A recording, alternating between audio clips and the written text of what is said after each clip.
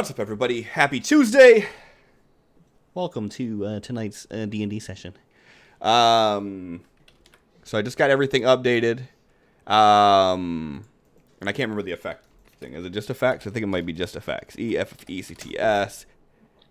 Yeah, there you go. Cool. So the effects command is working. So if you want to know what all the players have on them from the table of fate rolls, that's what you do from that. You got that fucking card, Sin? Seriously? Yeah. Oh, shit. Holy shit. Of course you did. Fucking, I don't think anybody had. I think that's the literal first one. Also, it's not showing that you redeemed anything on my screen here, so I call hacks. All right, there it goes. We'll have to discuss that plus the 10 player point thing. Yeah. Yeah. Starting off strong. 1, 2, 3, 4, and we already got, boom, 4 of those doohickeys right there. So we're already 40% of the way to a Stream Loots giveaway, and we haven't even started yet. 50% of the way to a Stream Loots giveaway. Yeah, so 2 things. One, I need to put some music on because this is way too, like, quiet. So, let's see what this one sounds like. I don't even know what this one sounds like, so we're going to just try it.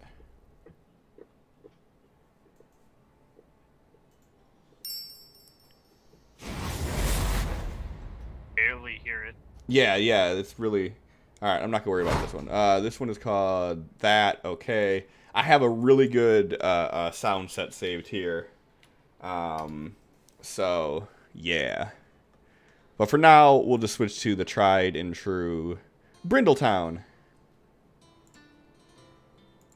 So party. Alright, with that, let's kick this shit off. So, You're in both. John, you have 7 points. Melissa, you have 7 points. Sin, you have a point. Jake, you have 6 points. Who wants to do recap? I wasn't here, so don't look at me. We had wife aggro. I got a question for you, Jake. Did you watch what happened last week to catch up at all? Sure didn't. Oh, so good. Boy. Okay. You are in for it. I say John should do this. Yeah, one. John, go ahead and do the honors. Oh, I'd love to hear this. I want to hear his version so much. How dead am I? You're not. So you were literally sleeping. You were literally sleeping the entire time. Okay, let's try and make this as condensed as possible. So we kicked off with Batsu outside the door of the trading room that he was coming to the door of that exploded, and he looks up to see Vardrak holding a newly assembled wand of Orcus, by which it had this purplish smoke coming out of the skull of it. And then, next thing you know, this dark energy kind of swarms around him and then shoots into him. And yeah. You broke up a little bit on that one. Yeah. So Batsu gets up, walks over, and offers to help Vardrak up. And Vardrak just kind of stands up and looks at him and basically said that, yeah, it's time to go to war. And told Batsu that there's several things he wants him to get ready. Because they are going to attack Durian. So I'm not going to go down the full list because I don't remember it all. But Batsu goes off to start making arrangements. Vardrak goes to the guards, puts the city on lockdown, no one in or out until he lifts the warning or whatever, and then calls his council into his war room to discuss what's about to happen. Vakta, meanwhile, was asleep, recovering from being recently dead, and he decided not to wake her. So, as everyone gathered, he then laid out his plan, stating that the Queen of Durian is a lich. She came to our kingdom, attacked the queen, successfully killed her. Luckily, we got her back, but that is an act of war against a neighboring kingdom. So we are not going to sit by and not respond to this. So he gave his instructions to the soldiers and the mages and laid out the whole plan of how they're going to attack, and sent everybody to work. Then he decided in his beat up state that he should probably get some rest. And somewhere during that time, the wand introduced itself to him, stating that, yes, it is in fact sentient. Good. And it wants to assist him in any way that it can, and is completely on his side. And much to, I'm sure, Jake's satisfaction, it was really feeding Vardrak's ego. So that could be only good things, right? Color me fucking surprised. And it was all on board for going to war. So yeah. So Vardrak then went and tried to sneak into bed as quietly as a bull in a china shop. But luckily, Vakta was so out of it, she did wake up. He got some sleep. And when she woke up for the first time, and probably since she's known him, she woke up to find that Vardrak was still in bed, asleep next to her, instead of up and around training, praying, whatever the hell he does. But yeah. So then she woke him up to see if everything's okay. He seemed a bit odd at first when he woke up, but he then explained to her that some things have happened while she was asleep, and decided to take her out to show for a walk to show everybody that yes, she's okay. But also explain what was dangling from his belt in the form of a wand of Orcus. By which... That was not a euphemism. No, it wasn't. Well, you curious? That went over so well, didn't it, John? So smooth, yes. Vardrak tried to explain as lightly as he can that in her absence, he had declared war and assembled the weapon of their biggest enemy.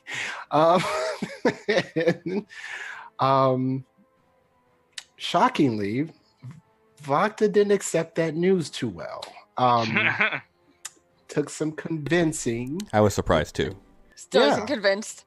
Yeah, took some convincing that this was in fact a positive, because Still not convinced. We don't want to be a bunch of negative Nancys around. Took some convincing. You're a negative Nancy. So she then heard about the plans assigned to Batsu in the form of like poisoning the guards and everything, and paying off the poor to do little jobs to cause distractions and assassinations and shit like that, and decided to go have a word with Batsu directly, since for some reason she didn't trust that Vardrak was telling her everything for some reason. I don't know why. So she went to speak with Batsu. Batsu was like, yeah, it's cool, I'm gonna take care of it. And she's like, no, I don't want you to poison and kill people because they are our future followers. If we're successful, we don't want to kill them and leave a bad impression. So she suggested poisoning them with something that would make them just shit themselves. Or like leave them enemy. incapacitated. Why does everybody keep focusing on the shitting? She's such a good assassin. Right. The bleeding heart. Do you not remember the whole like she's still super repentant from killing Selfie thing? Like Oh, she I doesn't remember. want to kill people. I remember. Vardrak. So, Vardrak doesn't remember. Oh yeah, I remember. So, Trip told you weren't there.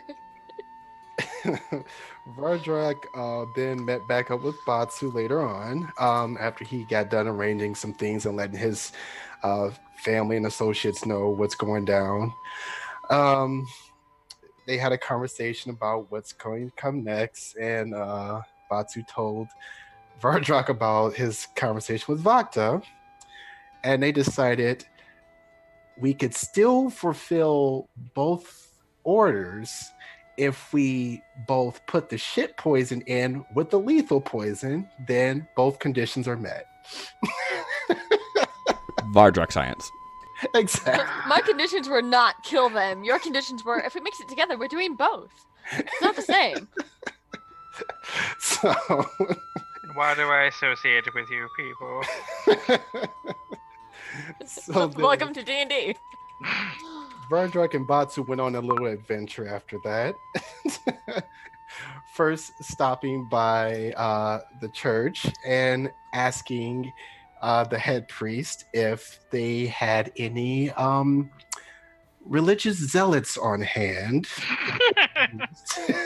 for a special project. And after some questioning, the priest decided, yeah, we can get someone, but I'm not sure what you're up to, but I would need Queen Vakta's thumbs up before we go through with whatever you're planning. Vardrak says, okay, that's fine. From there, they went to the smith and asked about the gunpowder. Said, how much would you need to blow up something like a throne room? He shows them how much, and he says, okay, put that together in a barrel, something that could strap onto a person, and we will be back later. So I've missed the suicide bomber, so he's over here chuckling, just like. So then the two of them went to the mage's school and asked about any sort of potions or scrolls or anything that could reduce one's size and then counterly like make them enlarged. The mage was like, yeah, I'm sure we could put something together. It's like, perfect. So everything was going good. So, but except for we had to, get Vakta to go and give the thumbs up, which she didn't for some reason. This is my surprised face. She angrily ran off to the priest while Vardrak tried to chase, which was very unsuccessful. Asking why was Vardrak trying to get her to give him a thumbs up. He's told what he knew. So then she ran to the smith, who then told what he knew. Then she ran to the mage's school, who told what he knew, which she kind of put it all together to figure out that Vardrak was trying to plan for a fucking suicide bomber. And she disagreed. So she told him no suicide bombers of our people and blah blah blah, killing all the fun.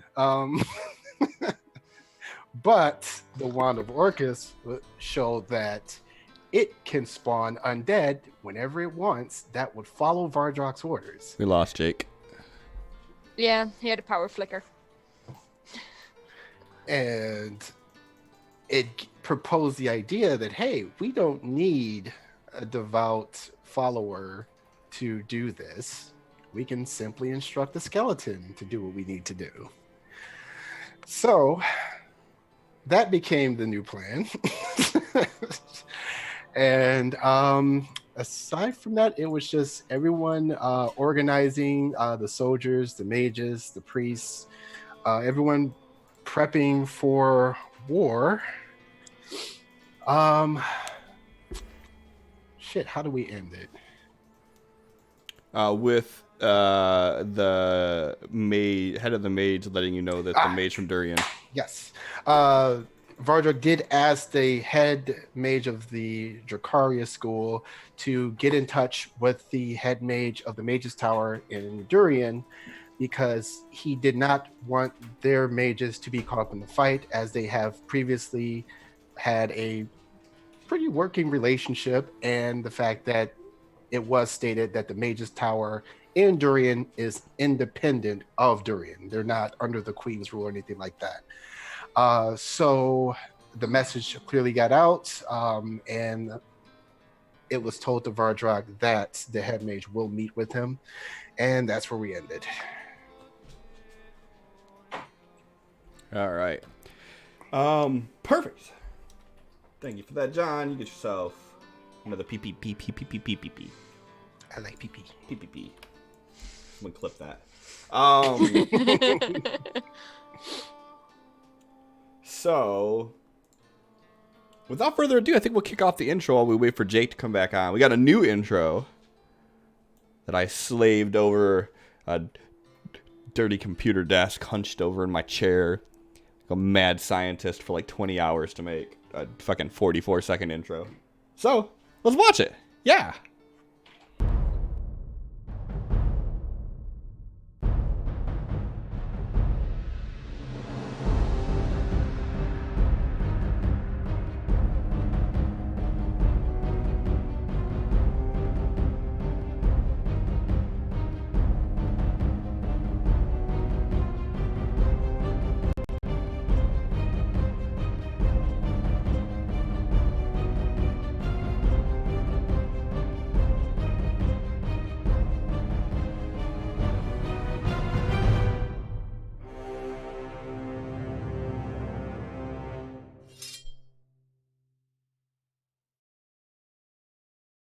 Keep it kind of pure. Yay! I gotta rearrange again. Hold on. Everybody's out of order this time. Jesus. I'm Taldir. I'm Bacta. no, I am you're not allowed Quickly, to do be your best Vakta. Taldir voice. I'm the pretty queen. You're not allowed to be Vakta. I moved it back. He said it while he was Vardrak. He thought he got away with it. It didn't work. Aw. I was pretty for a while. It's okay. Now you're just the ugly queen. Oh shit.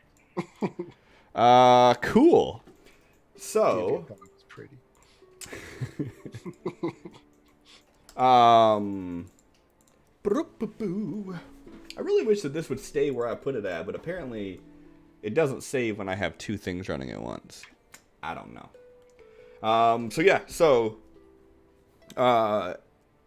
As night's falling, the mage comes up and says that the Archmage of Durin has agreed to meet Vardrak at 3 in the morning in the woods to the north.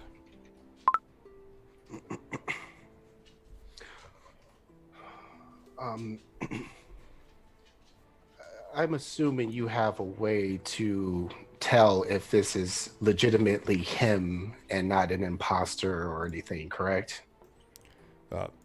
Yes, and I'm fairly certain that you'll be able to tell it's him as well. Just making sure. I'm not certain what all secrets this queen has amassed over the centuries. That's fair. So I'll ask that you will be at this meeting with us. If that is what you desire, then yes. Perfect.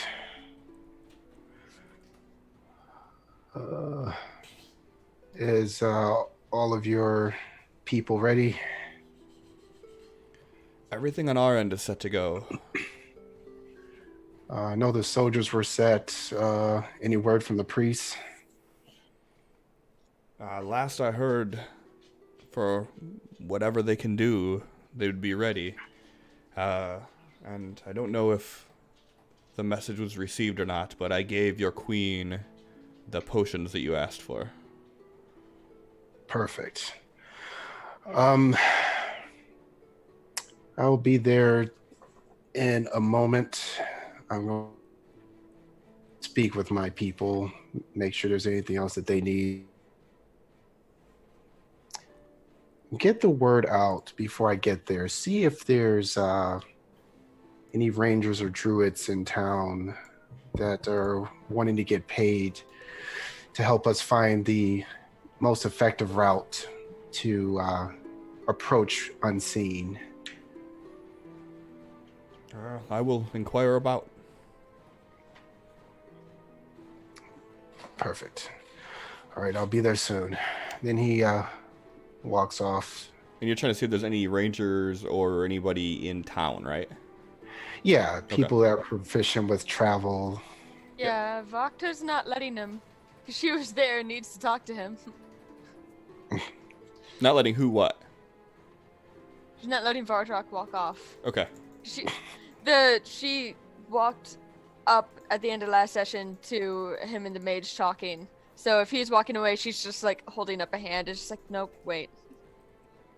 Something wrong? I had a thought. And I would like if we could talk about this very quickly.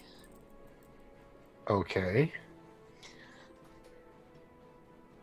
I'm assuming the queen expects us to attack quickly. Because that would make sense, as some members are kind of very brash and act very quickly, aren't they? And she just like stares him dead in the eye. She's like, or rather impulsive, aren't they? Yeah, some people around here can be that way. Like I'll try to keep you. them in check. No, like you. Not So me. she expects us to attack and revolt quickly since she attacked us, doesn't she?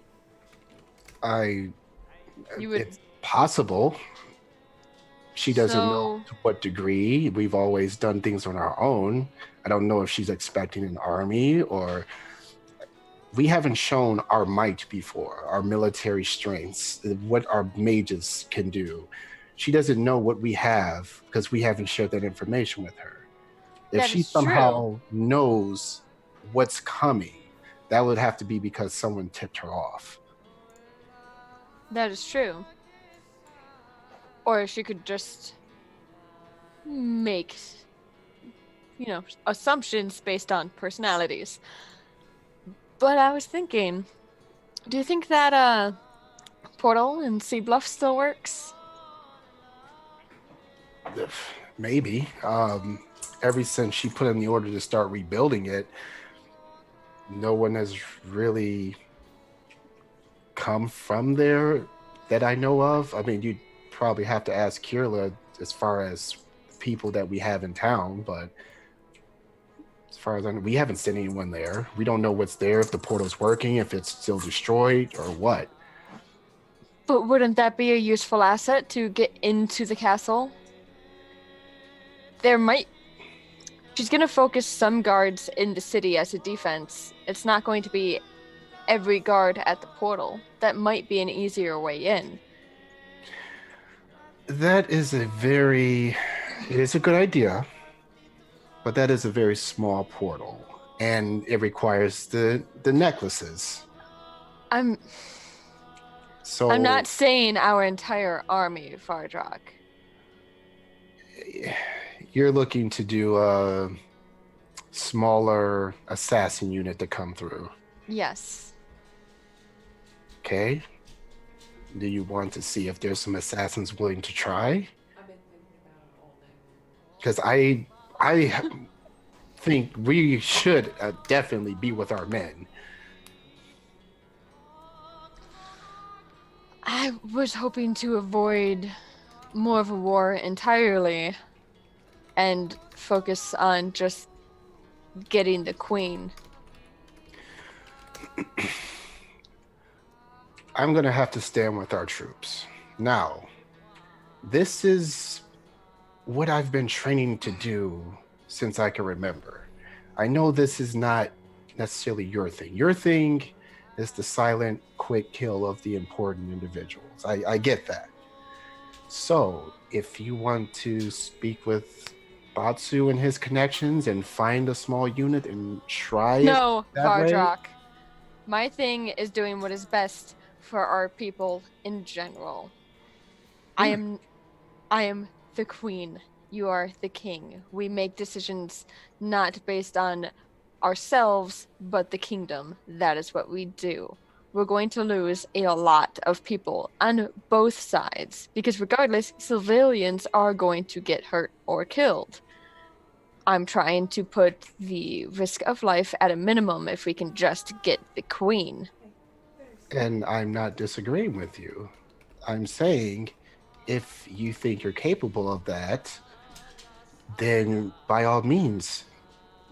But just know that I'm going to have to march with our people. If you want to try this separately, I'm fine with that. Just know I won't be there to protect you. I have complete faith in your skills.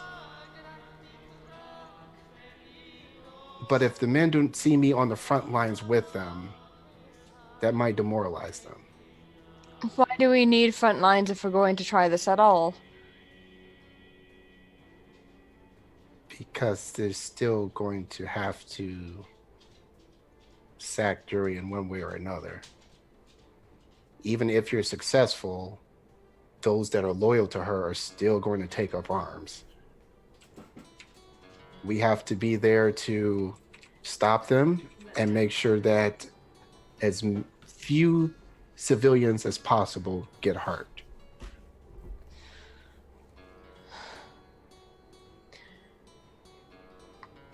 I don't think as many will be loyal to her as you think, especially when she's outed as a lich. What evidence do we have that she is a lich other than our own word? You want to walk to a neighboring kingdom and say, "We swear she's a lich." I would love if that would work. Believe me, I do. But from what Batsu's connections have told us, she's made some sort of announcement already in her disguised form. They think she's perfectly fine.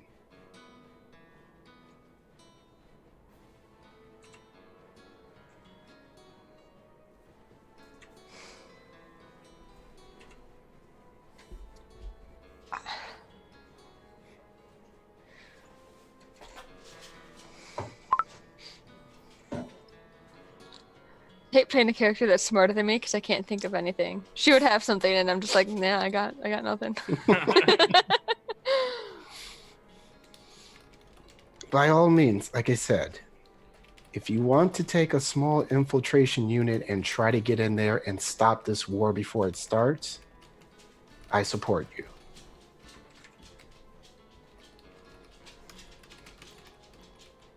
I'll need to see if I can get inside information on the castle first, see how heavily she's guarded. I would imagine she's keeping all the royal guard very close right now.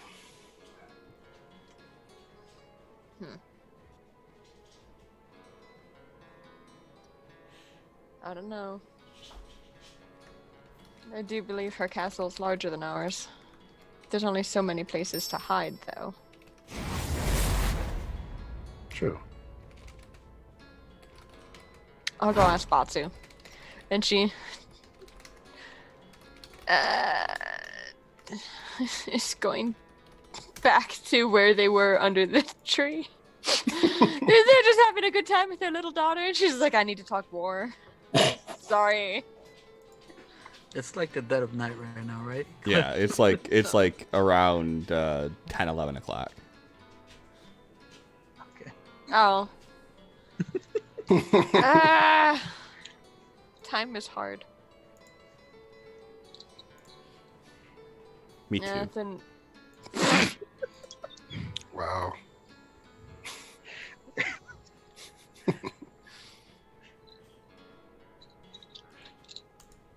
So you're gonna have to go bang on Megami's door. if it's that late at night, Vacto will probably wait until morning. They've got a kid. Just laid the baby down to sleep for the night. I was like, do, do, do, do. What? Yeah. You son of a bitch! Sure, It's Vardrak's good. done that, and they've been like, you motherfucker. And so Vacto's like, oh, no, I know to never do that. Breaks Um, into the house. Hey guys, you awake? Vardrak is going to go and see if Taldir is still awake. You still sleeping? Tall deer. So, this entire day that you've been doing all this planning and everything, Tall Deer has not been seen at all. And when you go to his room, you see he is still passed out, absolutely drained from what happened to him.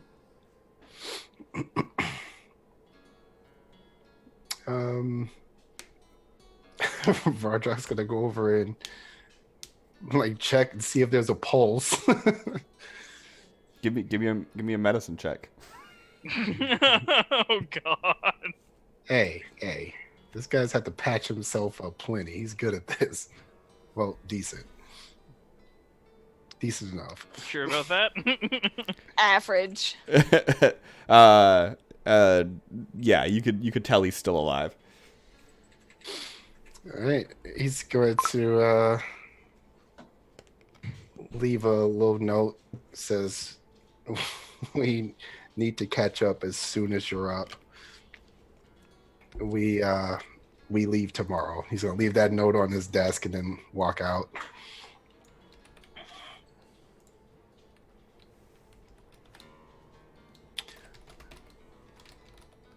And unless anyone has anything else for him, he is going to go to bed.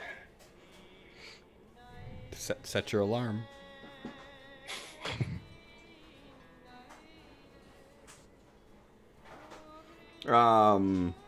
Is Vakta going to bed? Yeah. What is Batsu doing? Already in bed. Okay. John, give me a D20. Shit. That didn't land. Dice is not working. Okay, let me reset this. Okay. This time? Did that go through? Okay. Came up as Ravage. As you're walking back to your bedroom, you get this strange, just cold sensation that just rushes over your entire body, and you suffer 15 points of cold damage. Okay. Divine sense. Is there anything around that's evil? You get a very strong evil reading from this thing that's hanging from your hip, and the Wand of Orcus.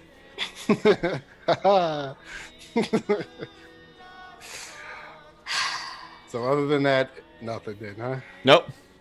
Nothing else. Alrighty. He is going to as he looks around, nothing else happens, doesn't see anything else suspicious. He's going to continue to go to bed. All right.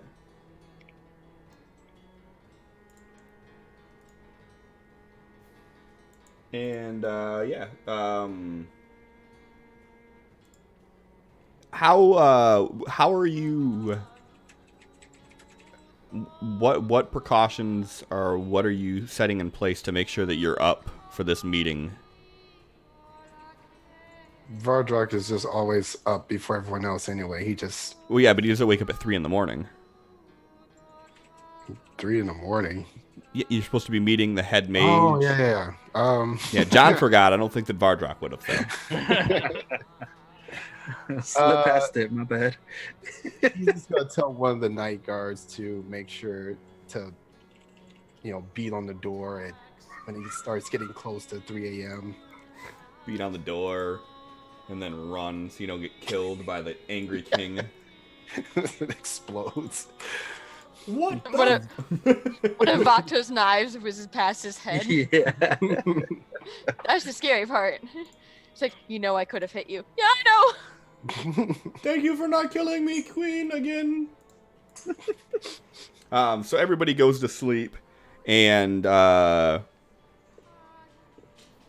almost as soon as you close your eyes, it feels like Vardrak, you hear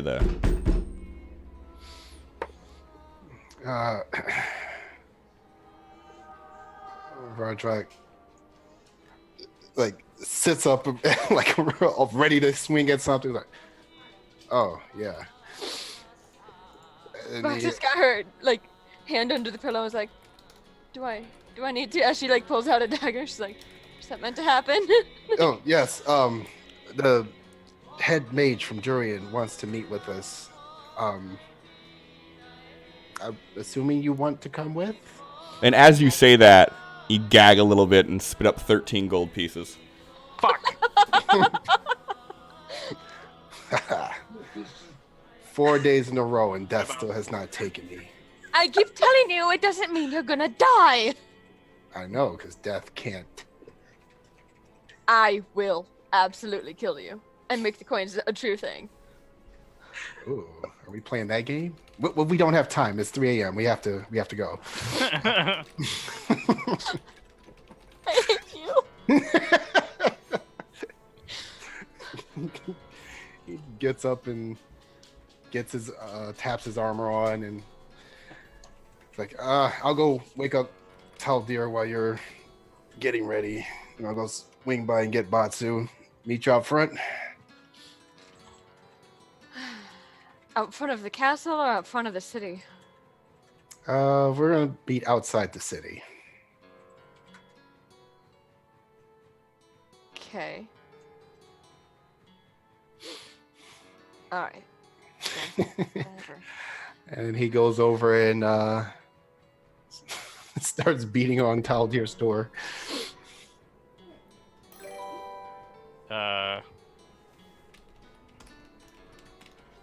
It's like you barely hear like a little rustling coming from the other side of the door, but it doesn't sound like there's a ton of activity.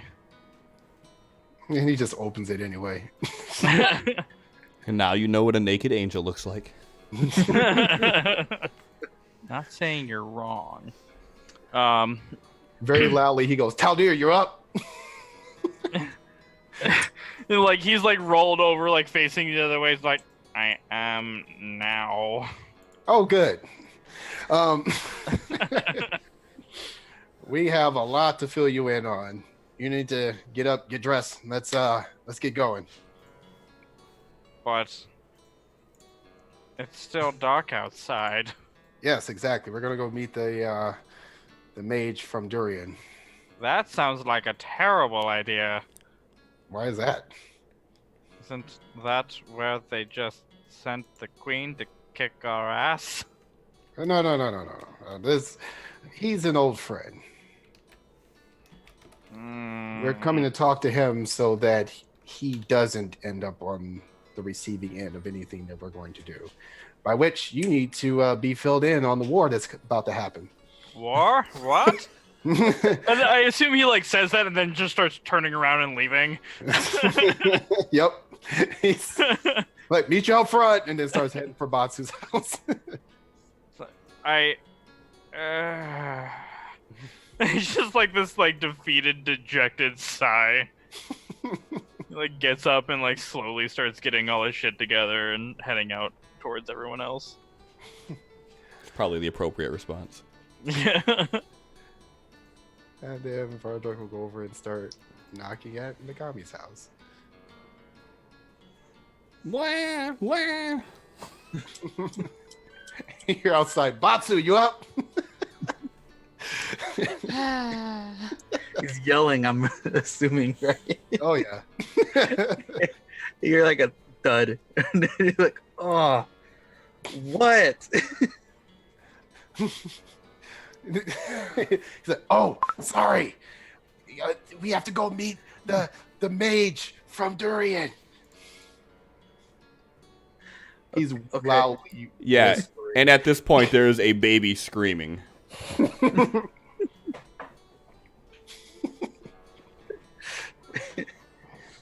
You're like, oh, I'll meet you. Where are we meeting? Meet at the gates. Okay. Leave now, please. I'll quietly leave now. Clanking away. Clank. Clank.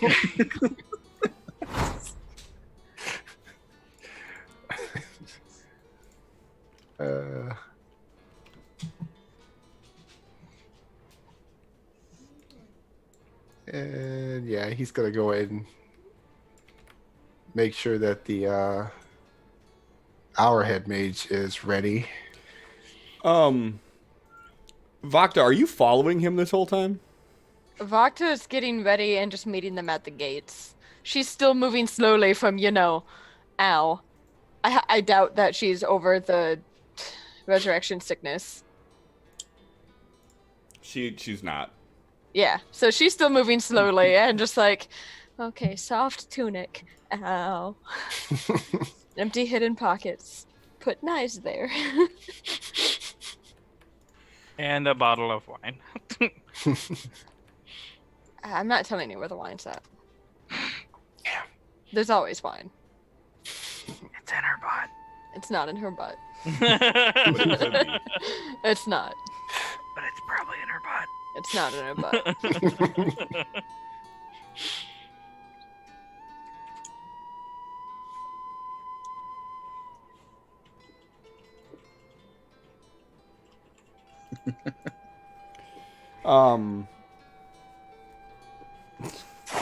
That's where Grimble kept it. You're not wrong. So as you were heading over towards the School of Magic, you see standing out front the head mage is already waiting for you. All right, our people will be along shortly. They'll meet us at the gates. You have everything you need? He just kind of looks at you, nods, and he like just slowly reaches into his pocket like he's holding on to something, but you can't see what it is. I don't expect that we will run into any trouble here, but can't be too certain. Agreed. Then he will walk to the gates to wait for everyone else. Asha, I'm sure, is going to meet him there. All right, and so everybody meets up on the eastern gates.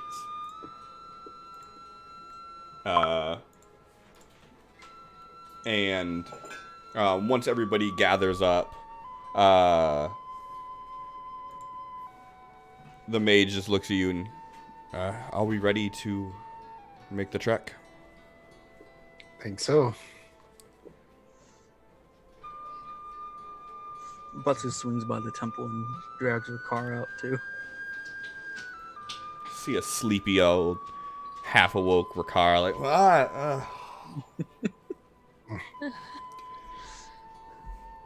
It's like, oh dear God, are we going to war already?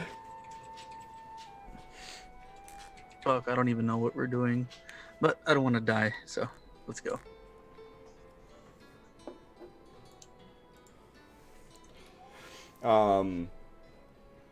So once everybody convenes, the mage just looks at Vardrak and says, after you, my liege. What spot specifically did he designate to meet? So he pulls his hand out of his pocket, and he has like this compass. And you notice it doesn't have any sort of markings on it. It just has an arrow, and the arrow is pointing towards the northwest slightly. All right. We will, I guess we will follow that thing, huh? And this is where he said that we would find him. All right. He'll start heading in that direction then. All right, so you guys all make your way through. And after a 20 or so minute walk, you see the glint of flames off in the distance. And as you approach, you see that there's a small fire with a robed individual sitting on a log next to it. And as he sees you approaching, he stands up and removes the hood. And you recognize the face, and it's the Archmage from the Durian School of Magic. What's his name? I want to dig through my remember his notes. It's in here somewhere. Yeah, now you guys know what it's fucking like. What's his name? What's I don't think I ever took note of his name. I'm really bad at keeping notes. Really? Yeah.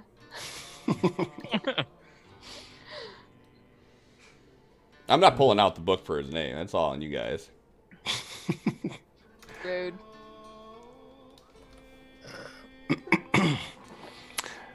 Okay. So, Vardrakis is.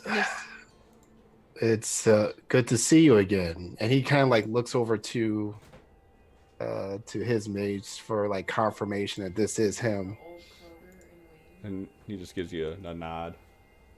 And he walks over to and extends his hand. And he shakes her hand, and this is quite unexpected. Yes, and I hate that we have to meet again under, well, I guess it always seems to be doom and gloom. But out of respect, I wanted to make sure you were informed of what's going on. Well, I was giving a brief rundown, but by all means. What do you know of the Queen of Durian as far as what she is? Well, I think anyone who has half a brain understands that she's a lich.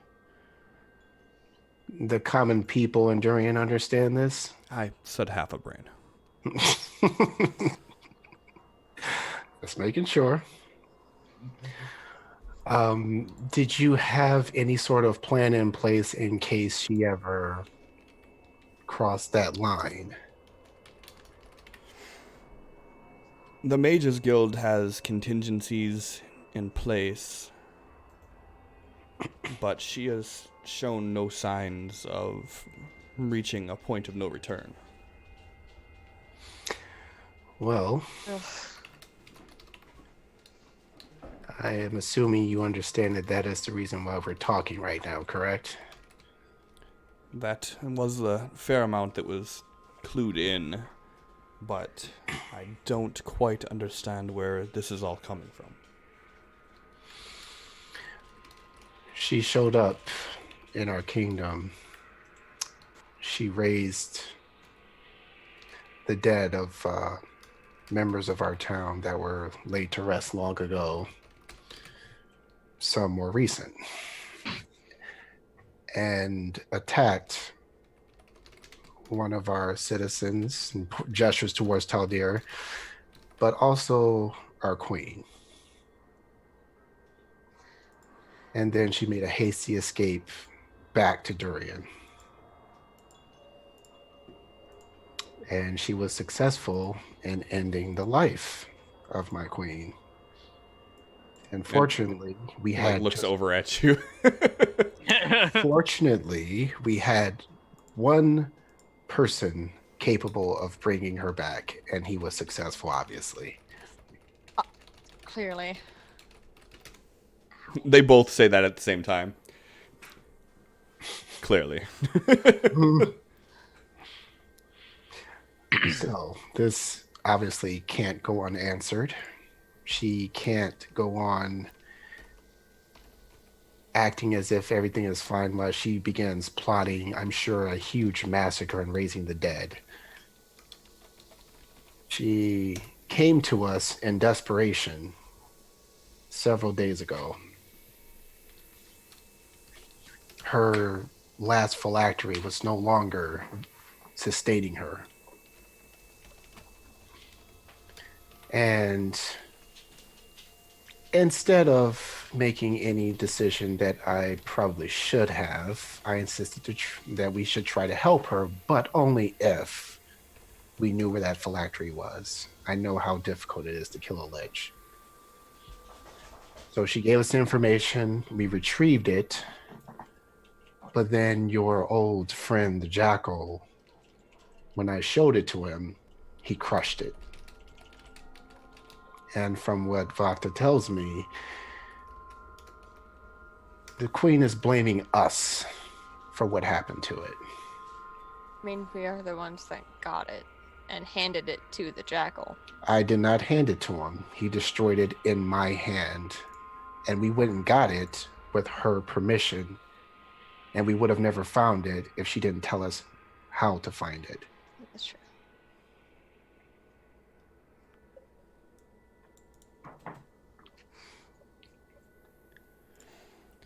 Well,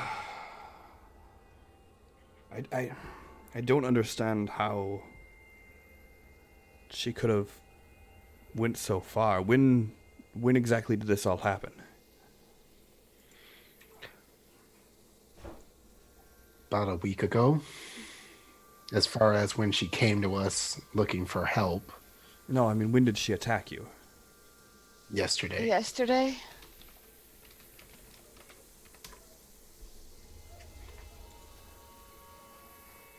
But I don't understand. She made an announcement to the city yesterday.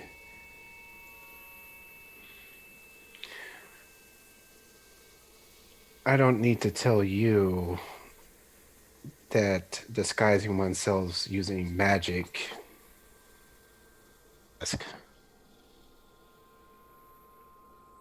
Well, no, that I understand, but it's not easy to disguise all the senses. If she's as far gone as you say, I feel some red flag should have been raised. But none were. How long has she been on the top person of Durian? I wonder if she has a changeling working for her. For as long as I've been there. Thousands of years for what I'm told. And I'm sure you've gathered secrets of your own over all of these centuries. Little tricks to make sure that no new mage comes from foreign places and overthrows you. I would Well, imagine that We she have would do certain the same. checks and balances, yes. And as Vakta said, a changeling. She could have a decoy speaking in her place right now. I hadn't considered that. I've had no reason to suspect anything. She's always been distant, but been forthcoming. When she spoke to us in our throne room, I had never seen her afraid. And though she tried to keep her composure as she always does, it was pretty clear she was out of options. Well, this is unfortunate, so what exactly are you asking of me in this situation? One of two things. One, you get your people to safety, whether that's secluding them in the Mage's Tower until we remove her, or you aid us. You know that you have always come off as someone who has been around long enough to know when someone is trying to be deceiving or just outright lying to you. Do you think that I'm lying here? Seeing as we are all standing inside of a circle of truth, I do not think that you are. Good. But per the edict, I cannot involve my mages in this. And we will be forced to defend against anyone who brings any sort of war to the guild. Well, that is why my men have been giving explicit instructions not to harm any civilians or any of your mages. You have told us that you don't answer to this queen, so I do not see any reason for us to be enemies. Well, I do not wish that either, and the same would be said to the queen, that if anyone makes an attempt of war against the guild, we will retaliate, and not just my branch. Oh, our war is not with you. We have nothing against the mages. We have to get her off of that throne before she caused some serious harm. You know this to be true. If she is as far gone as you say, then yes. So, will you aid us? At the very least, do supply us with something to help us. That I cannot do. The most aid I can provide is giving you my word that we will not interfere so long as we are not brought in the middle of this war. But if we are brought in the middle of it, we will act as our own, and we will defend our own. Would it be easier for you to maybe evacuate your people for a while? At least till this blows over. I don't want anyone getting caught in the crossfire. I do not either. My evacuation, I would need some sort of higher permission to do, but I can call a lockdown. Fair enough. You, of course, you know your mages are friends of ours, especially that chef. Oh, that chef. Whew. All right, anyways. You would have married the chef if you could. Me too. He kind of smirks a bit at you, and he's like, "Yes, Arian is quite fond of you too." He's fond of us. But if you try stealing him from me again, we may have problems. And he kind of smirks.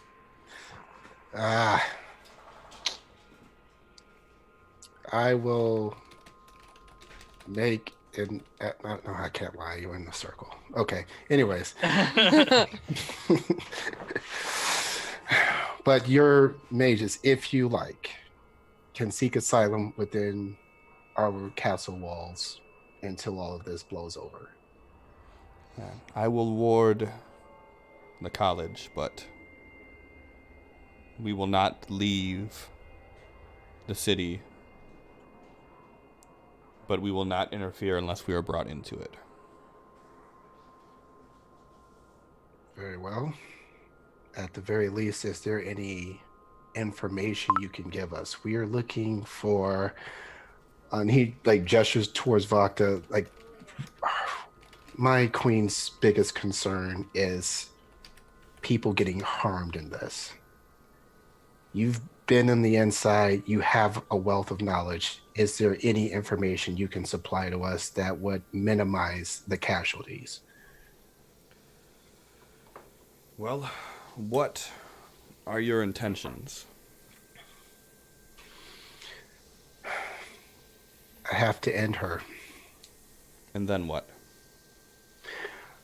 Then we're going to unfortunately have to deal with whoever will not agree to a ceasefire. We will definitely accept surrender, but I'm sure there are loyalists.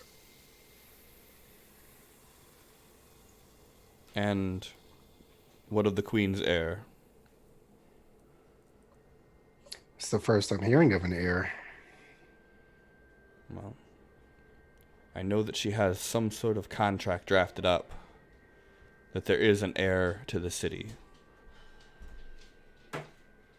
But seeing as her longevity, it's not anything that's ever been made public. Huh. Well, have you ever met this supposed heir? I have not. Well,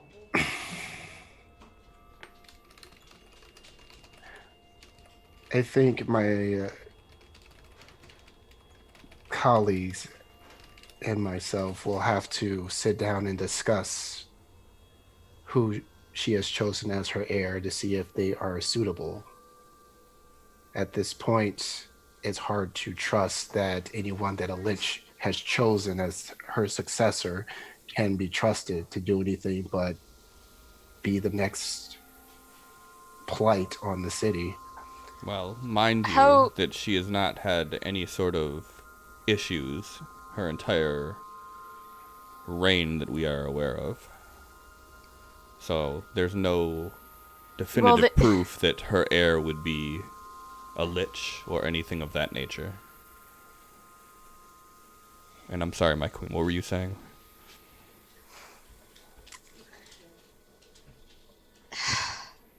The issues she's having as a lich haven't exactly come up before either. There's been no need to.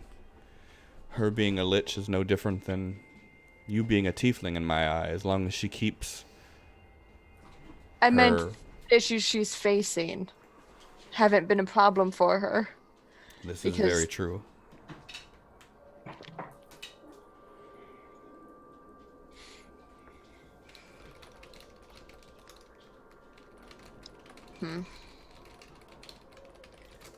Okay. I didn't know she had an heir. Do you know how long she's had an heir? I've known about the document for decades. Huh. Whether they've made changes to it or updated it, that I don't know. Interesting.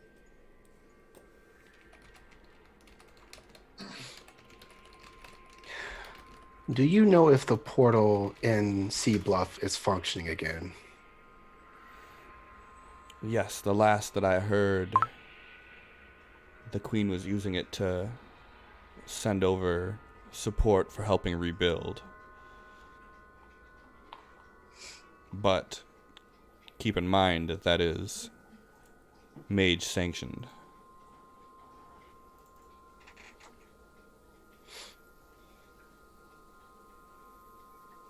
Understood.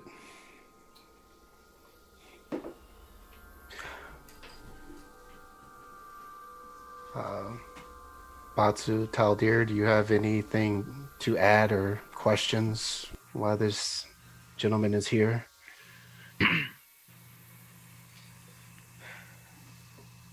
Doesn't really say much. He just sits there and shakes his head. I mean, he doesn't really have a whole big stake in this other than helping you guys out. He's not from here. He's not part of either country, so. And Batsu's like sitting against a tree falling asleep. He's like, no, what? Are we... Are we He's a going? new dad. He doesn't get a lot of sleep. Batsu, how difficult would it be for you to change into the Durian Queen's image?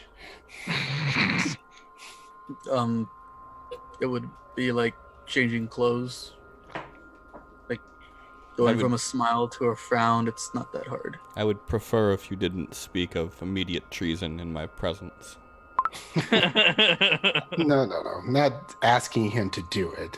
Just the hypothetical of how she's able to trick the masses into thinking that she's fine. If you're worried about another changeling, I would be able to spot one of my kind. We have certain things that we can't really change about ourselves. Like if someone has a marking on their arm, that doesn't go away.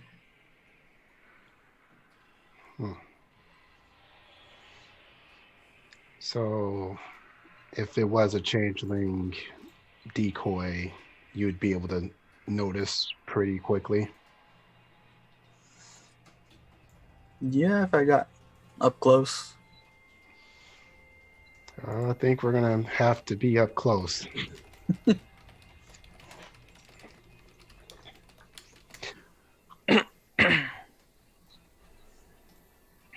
Well, Oh, assuming you do not agree with the choice of heir, it sounds like you're planning a siege.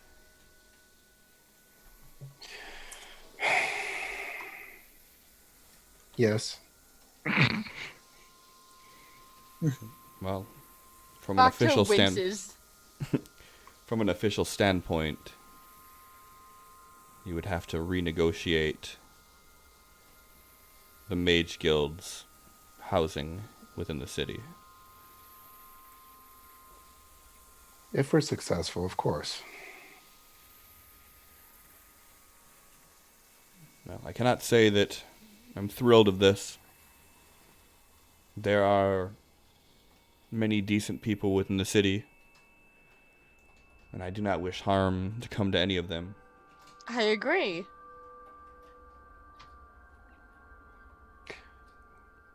But as I said, we remain non-biased. And as long as we are not brought into this war, we will not interfere with it. But if a single arrow lands on our porch, we will be forced to retaliate. Well, that is why I offered asylum within our city walls, because this could get messy. Everyone has their instructions, but we can't control war. It would be nice. And no one's going to be intentionally going after your building. Understood, Right. but I'm giving you this warning so you know, going into this, what could happen. Fair enough. As I said, we will still steer clear. Questions for us before we join this.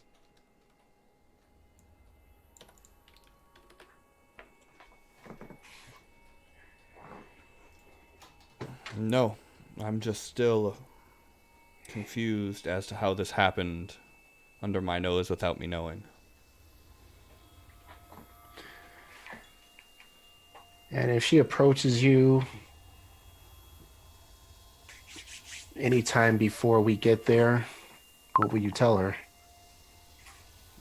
I will not lie, but I very rarely have interactions with the Queen.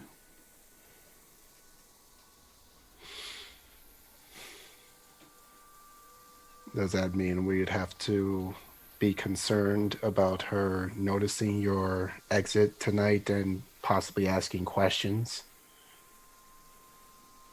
What exit? And he smiles. Very good. Do Well, you we'll not. know? Oh, You go know ahead. what she addressed the city about? Like, what did she say?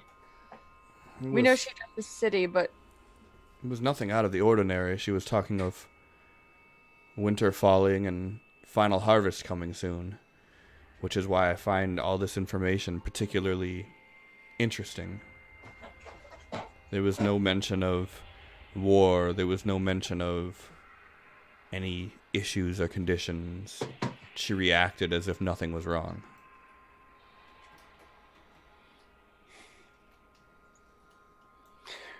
We'll get to the bottom of it. But I assure you, we have the interests, the best interests, the people in Dorian in mind. Well, my top priority is my own.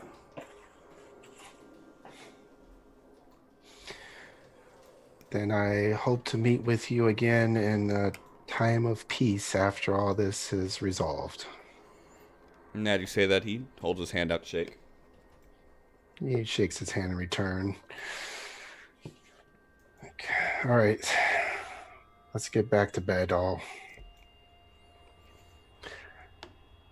And he makes a fist, and as he does, you see the flame from the campfire like lift, and he like grabs it and puts it in his pocket. He turns and walks away. I want to learn how to do that. That was a neat trick. Spend more time in our with our head mage here. He will teach you all sorts of things if you join his classes. Speaking of that, Batsu, now that you're back, you going to resume your sessions? I'm gonna try to, but King keeps me kind of busy. Sorry.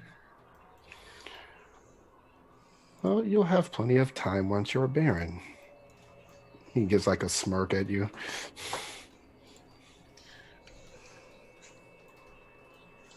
I hope so. And as you guys are talking, Taldir, you get this like flash in your head again of the water and the giant eye, and you feel this strange sensation at your feet. And as you look down, you notice that your shoes have turned to bats. And as soon as you notice them, they fly off.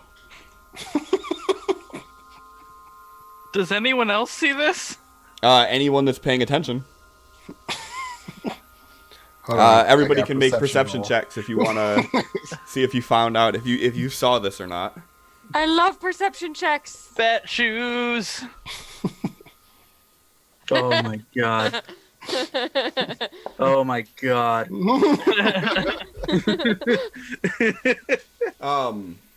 Everybody notices, especially Batsu, who one of the bats, as it was taking off, just smacks him right in the face, and it just kind of... Of course it does. He just like looks up. He's like, "What? What in the hell was that?" Is he barefoot now? Like You or are is- barefoot now, yep. It's like, where did my shoes go? Why? Batsu like walks past him with a hand covering one eye, and he just stares him down with the other eye. I didn't do anything this time. Yeah, I know you did. You need to get control of your shit, man. And he walks past him. I was just standing here. I don't know what this being has in store for me. I don't know what's going on. Can we please get me shoes? It is cold out here. Yes, we're heading back now, and You confuse me. yes, I confuse me too, my queen. I do not know what's going on. so Always wanted a court jester. Valdrak, can we hire him as a court jester? I think he has much bigger value than just a jester. Oh, but Speaking of which, okay. you should be filled in on what's going on, as you've heard that we're going to war. And as soon as you said that, Vakta's face just falls, and she goes back to her resting bitch face, but slightly bitchier than usual bitch face. As they're discussing this, Vakta, as you guys are walking through the woods back towards the city, you notice that there is like this area of tall bush, and inside of it you see that there's something that looks like it's propped up against a tree, and as you approach it, you notice that there is a glaive that is tucked into this bush, and it has a piece of paper with a hemp twine around it, as someone left a note on it. I'm gonna read the note. I'm gonna leave the glaive there and like untie the note and like unfurl it and try to read it in the dark. I have night vision. It's fine. The note says, "Tecia, my love, I made this for thee." And it's signed Rolier. Does this look like this has been sitting here a while, or does it look like it's been concealed? I mean, it looks like it looks like it's pretty well concealed. It looks like it's maybe seen a rainfall or two. Just judging from the weathering on the note itself.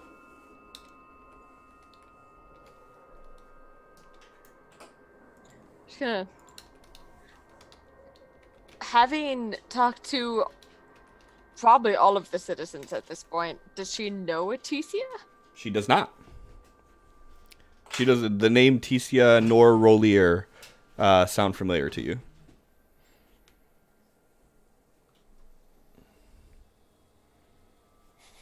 Hey, Batsu, Yeah. do you know either of these names? He like. She's gonna hold it out to him and pretend that he can see it in the dark. Yeah, he like squinting like right up on this thing. Oh, wait, Talicia or Huldir? No. No, you did. She like looks at the glaive. Does it look like a nice one?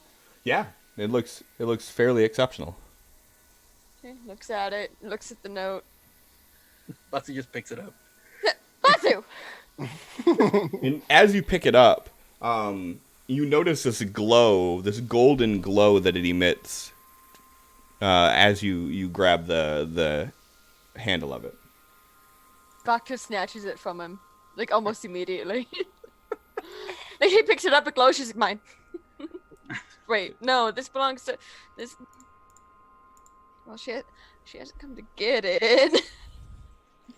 Batsu walks off. He's like, another weapon can help protect your people, my queen. He just keeps walking. Yeah, and like as you're holding onto it, you feel like a warm radiance coming off of it as it has this dim golden glow.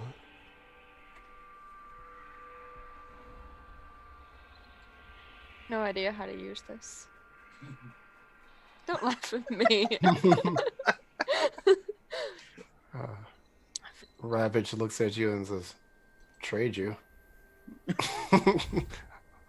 She just glances over. She's like, have it. You Thank can you, use my it. queen. He hands you back the one that you loaned him like forever ago. Oh yeah. Been loaning our weapons left and right. Hi, let's Fardrak, do you think one of your paladins in training could use this? Like Frederick, maybe? Sure. I'll ask him. Yeah, give that one to Frederick. Tell him it's from me. He just shrugs it. Okay. Keeps walking. Thing in a world for this guy. And Bartrek's like, okay. He serves the queen, so I'm just like, yes, here. So yes, Taldir, are you going to be joining us in our glorious battle? It means killing the bitch that spawned the zombies that kicked the shit out of me. Yes. That is absolutely what it means. Does it mean that? Answer me this. Who was that asshole dwarf, and what did you do to piss him off so much? Well, he was insignificant.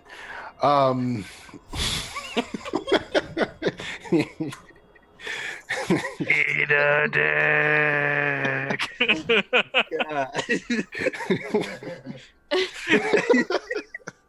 My God! Damn, guys. We try to be hospitable towards him. He stood with us in the fight against Orcus and everything, but well, when it came down to it, he just kept doing things that pissed me off. So you buried him in your Hall of Heroes. Not my decision. Fair My enough. queen, unfortunately, liked him enough to bury him there. I was just gonna drop him into the pit. Fair He enough. helped us defeat Orcus. Yeah, Batsu got the killing blow. He goes for a fist bump for Batsu. Like not even looking at him, he just goes back and gets him. John, give me a d20. God damn it. I feel like fist bumping Basu was like super dangerous territory. Small Half buck asleep. clown. Just, Basu just goes flying into the wall. oh, your hand. You need to go get that checked. Yeah, so as you fist bump him, you just feel this sharp, cold pain rush through your knuckles as you take 9 points of cold damage. Vardrak doesn't flinch.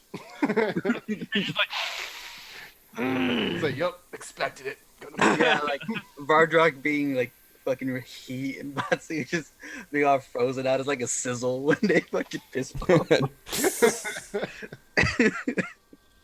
That would make it the most epic fist bump. Yes. Every time you guys do it, just Wincing in pain from both of us. gotta revive Vardrak because you guys keep doing it until he's unconscious. Worth it.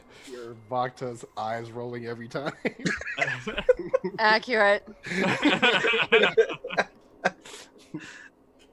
Well then, I suppose we shall. Or I suppose we should move on then, because fuck that bitch. Well, with your gift of flight, is there any way that you can see that you can give us any sort of edge in the coming battle? Perhaps. I think maybe this might work. If you can get me close, I can pick somebody up, fly up, and then just drop their ass. That could be funny. That would be amusing. I think it'd be more of a crunch or a squish. It depends on what I drop. We may have to do multiple sessions of Vardrak science on this. Yes. Oh God. Yes. Yes. I can't tell if that was in character or out of character. Yes. Yes. You have to ask.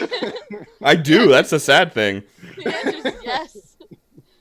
Harry Potter and the Are We The good guys?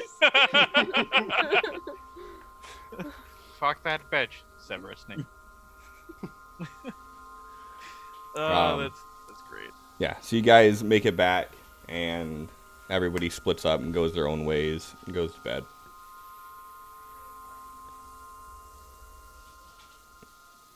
Snape. Exploration roll. Severus. Dumbledore.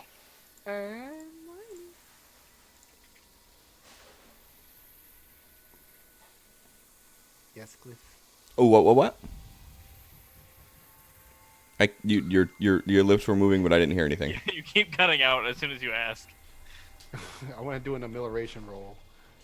No. No. Well, I mean, I guess you can. You're gonna keep that 24 damage then. But yeah. Not too shabby. So that is a 1 success out of that one.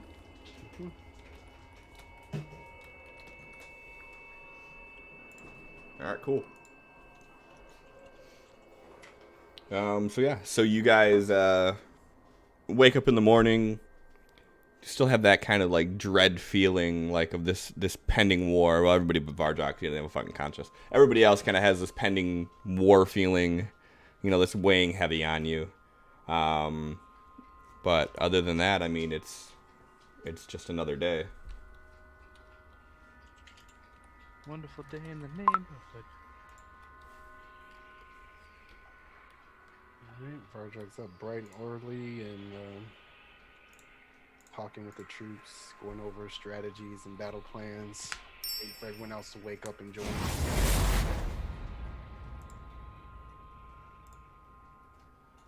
Bakta's actually gonna get up at a decent time because she's not letting Vardrak make war plans alone anymore. So when she hears him get up, she gives herself a couple minutes and it's just like, fuck, and then gets up. It's just kind of in that dreary, half asleep state, just like goes breakfast wine. It just goes and finds a corner, and it's just like, Fardrock will find me here if he needs me. While she wakes up more. She's not. She's not making plans. All right, what's everybody else doing?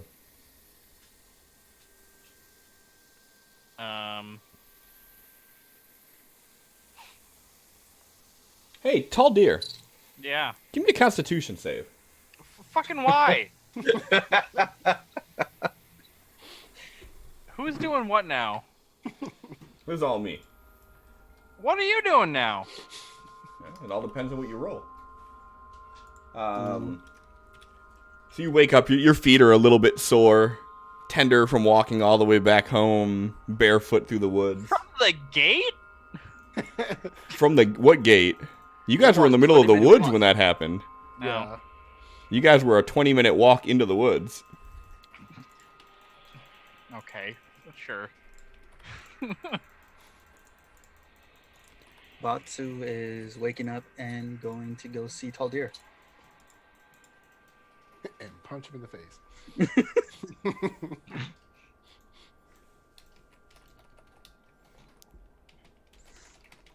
He goes to where he assumes he's taking up residence, the old Grimble room, and he just knocks on the door and waits for a response. If he's still sleeping, then he just keeps knocking until he gets a response. I mean, he's up. It's like, yes. Let me get your gear on. Let me take a look at you. Okay. And gets geared up and opens the door. Batsu does like a walk around him, just inspecting him. Like as he does, he's like pinching at his armor and like pulling on it. Can I help you with something, Batsu? Do you want some better armor? I mean, I certainly won't say no, but where's this coming from? Last I heard, you hated me. Yeah, but when we're in combat, if you can take a better punch, that's more attacks going to you and less coming to me. So I'm helping you to help me. Sorry, Bob. Well, Take that as you will, but it's still me offering to help. I appreciate it.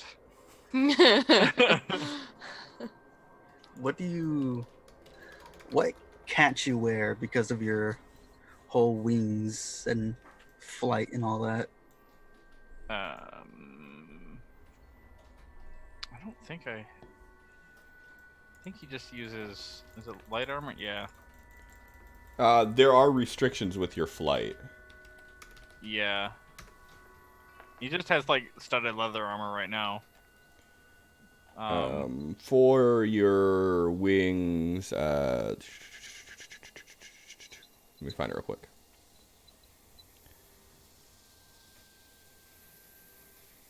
I'm like a bird, oh, Actually, it doesn't say anything on here about it. You have a flying speed of 30. Once in each of your turns, you can deal extra radiant damage to one target when you deal damage to it with an attack or a spell. Extra radiant damage equals to your level.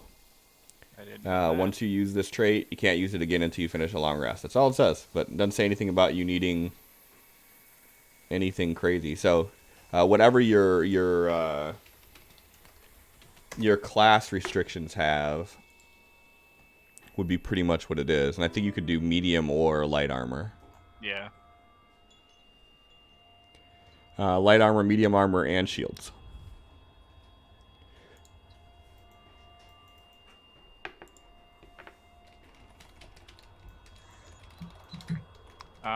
Well, I typically wear light armor to stay a little bit more nimble, but I suppose something a little heavier might be of use as well. Yeah, I'm not gonna get you in a setup like Vardrock or anything, but I think I would become a paperweight quite quickly. I'll get you something. And you don't want a shield, do you? You hold on to that whip, and I see that other sword, and I don't know. I don't see you with the shield. No, tends not to be my forte. All right. Well, don't go dying after I make this for you. I will certainly do my best, Batsu.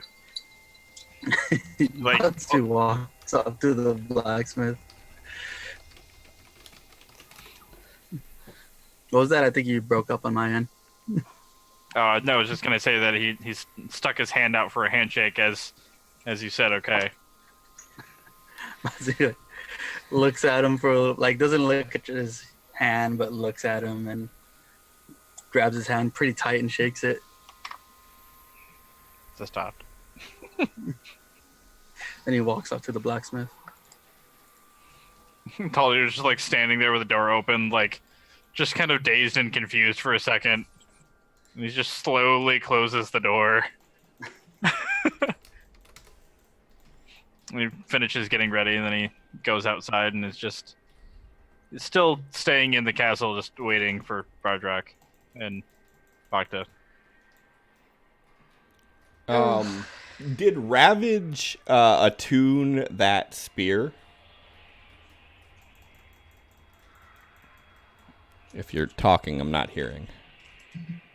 He would have definitely attuned it. Okay. Man, you guys didn't even check see if it was cursed or anything. Nah. YOLO spear. Well, Giving off radiant damage. unfortunately for Ravage, no. So when he attunes it,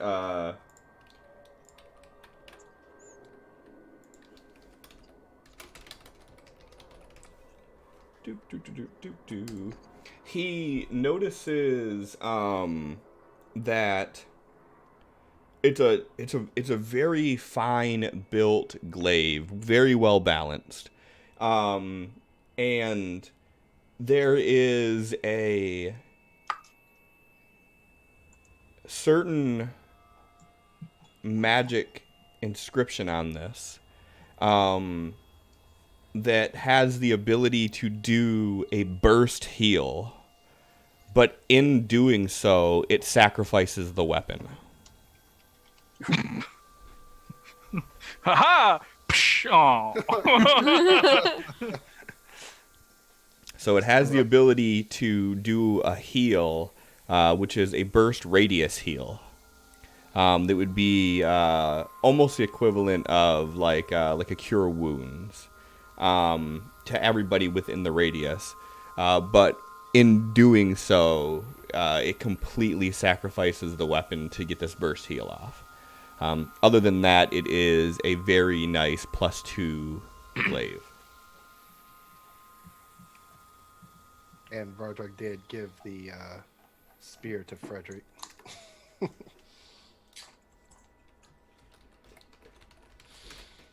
Did you say it was from the queen? He said it was from the queen.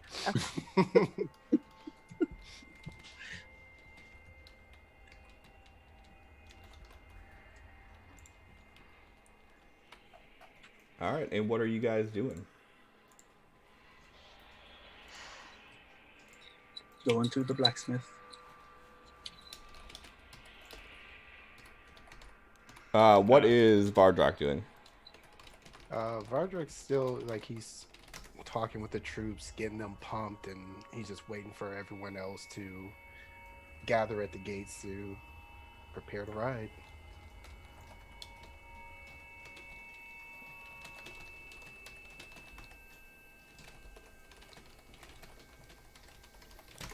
All right, and Vakta, are you still sitting in the corner drinking wine?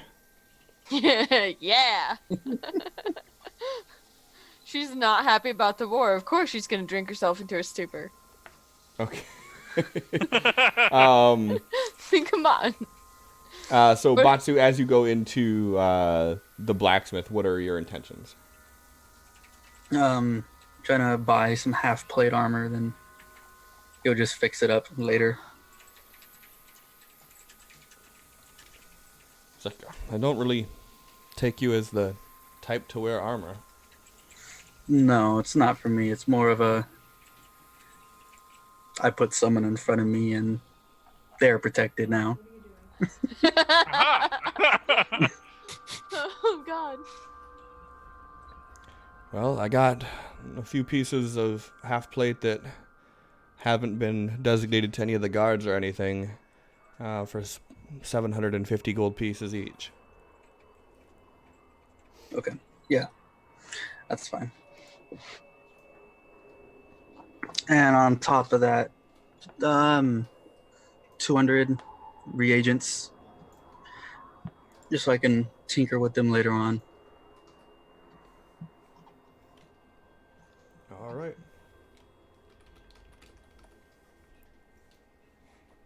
That'll be 950 gold. All right. Math. You want me to just do this for you? Can you just take out like 950 from it? Yeah, I can do that real easy. All right. I just got to do this. 2078. Yep. I just got to do one thing, nice and easy. And then you get. What about nice and easy? I'm right here.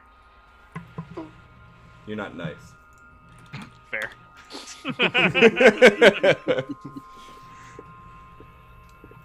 All right, you are all set. I, Get that, Joya Bob. No, you shut up. I'm trying to catch up on chat now. and after the blacksmith, he's going to go meet up with Vardrug. Or actually, he should go grab everyone from his house. Let's say you should like go say bye to your wife or something. You fuck. What? Yeah, I promise I won't die this time. See, you say that?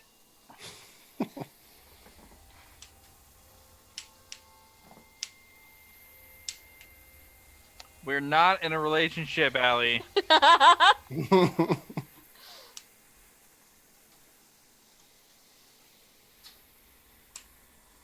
Just because I keep falling from the sky doesn't mean... You're falling for him. Oh, so So More- romantic. More like he's All I falling did for was jump off a cliff, so and not cliff swim to in the end, lava but an actual cliff and swim in lava, and you know, and I probably proved my also love meet in you at some point. extremities. I mean, to be fair... Laughing John. to be fair, To be fair, haven't we all fallen off a cliff once or twice in this campaign? I think, well. yeah, actually. yeah. I don't think Yeah. Batsu has, but Divian probably did. Vivian did. Lots of clips.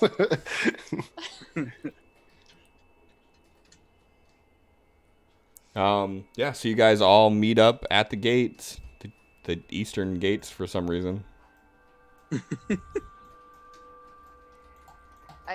Well, the southern ones. Yeah, I think everyone's still there from the last night. Yeah. Hey man, I just go off of what I can see. But you see what had happened was... Okay, so you guys all meet up at the southern gates. And Vardrak's standing there, and the guard captain's there. And as each person walks up, he's like, and here comes Batsu, the defeater of demons. And like he's just ramping up his men with every approach of everybody who's in the party. Batsu's walking up, like rubbing his eyes, and like, yeah. I imagine as Tall Deer goes up, he's like, and then there's that This guy. Breaker of Fields. It's like three people like kind of half clapping. got the three paladins sitting with their legs crossed on the ground, and as they walk up, these are like, In like the starting lineup, like rundown. All right, Batsu, do you have enough coin on you to fill the pockets of anybody that's going to do these jobs for us? Sure. All right, this is leaning heavily on your actions, how bloody this could be or how clean it could be. But you have the most to gain from this. As long as I don't die, I'm happy. He looks over at Bhakti. He's like, as long as we save as many people as we can. Yes, that's the spirit. You know, for someone running the underworld for me, you're a shit liar. Oh. Darn, she got me. I will Hey. kill you, and I will apologize to Megami, but I will kill you. I'll feel really bad about it later. And he goes into his bag and grabs his half plate and tosses it to Taldir. There you go, pretty boy. Don't go messing yourself up now. Thank you. And puts it on. If Here. ready. There you go. Okay. Yay. Make sure you take your old one off. But I don't wanna. Both on.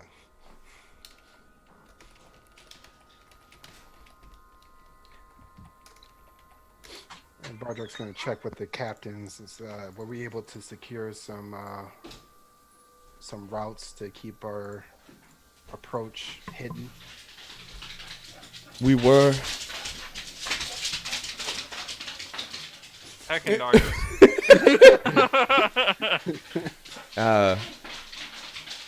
We were able to bring a tracker along with each of the troops. We should be able to shave half a day off of our travels. Excellent. And he turns over to the head mage. Were we able to secure any sort of magical option as far as being able to pass through walls or portal in or teleport, anything that would to help? We may be able to provide some utility like that once we're there, but there would be no way for us to give someone untrained the ability to do that. Oh no, of course not. Just looking for options to get us in. And said again, the first priority is not try and fight out in the streets if we can avoid it. Sorry about to. All right, men. We're doing this for our people here in this city and those victims of an unfit queen in that city. And we're doing this to redeem our once fallen queen. Vakta rolls her eyes, like, just... She gets, like, the head roll in there, she rolls her eyes, she's just so over this already. It's been a day. That's right, man. Someone came into our house and attacked your queen. As you are saying this epic speech, you spit out 5 gold coins. So, you see this? This is a good omen.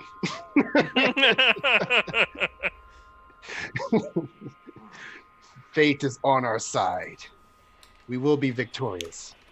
And we will avenge our queen. Is that right, men? Yeah! Yeah. He like gets up on Asha and dramatically swings his cape around. All right, let's ride out. He starts moving forward and like pumps his fist forward. And with that, you guys hear a roar and you hear the thunderous sounds as all of the infantry that has been gathered begins to march from the city proper south towards Darien. You hear the feet of 350 Dracarius soldiers that have been trained to this military degree all begin to walk in unison and chant as they head off. What are you guys doing?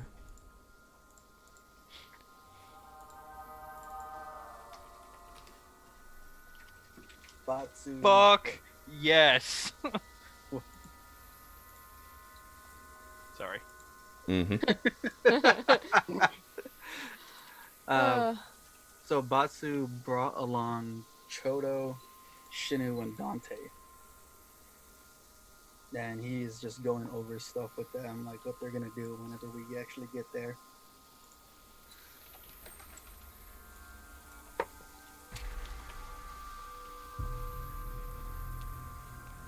Are there any actual plans that you need to reveal, or? Nothing really for the rest of the group. Dante and Shinu are gonna go scout out or report back if something's going on with the sewers, and Chodo is just trying to get in contact with Hitch to see what the hell's going on. All right. And Vakta, anything special you're doing here? Nothing special. She's just tagging along with Vardrak and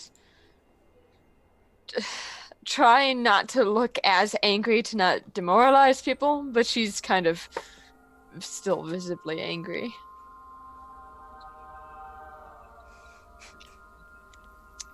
Yeah, okay, Vardrak, nice and comforting. Vardrak comforting.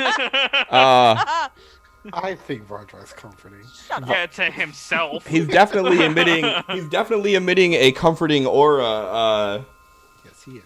Look, I play his wife, and I can say,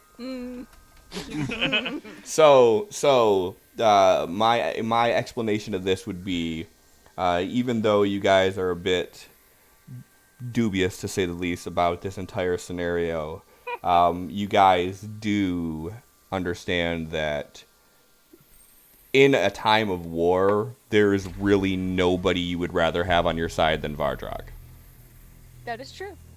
So, given the fact that for a right, wrong, or indifferent, war at this point is inevitable, it is definitely comforting that you're on this side of the war. I wouldn't want to fight against Vardrak by any means. Right. That's exactly what I was hinting towards. My God, so many fate rolls. I know. I know, this is so great. Fuck is Badra?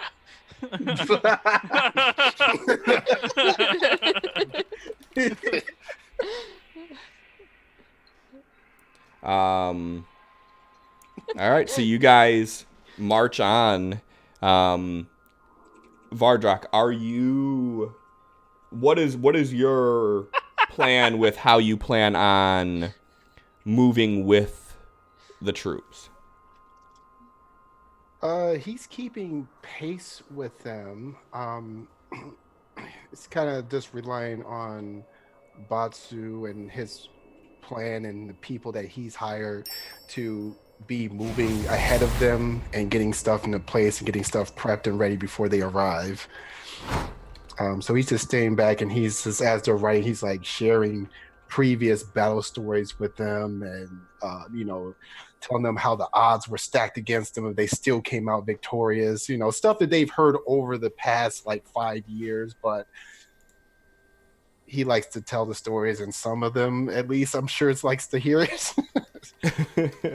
Like, oh, it's fucking this one again. Go ahead and give me a performance check. Performance. Let's see.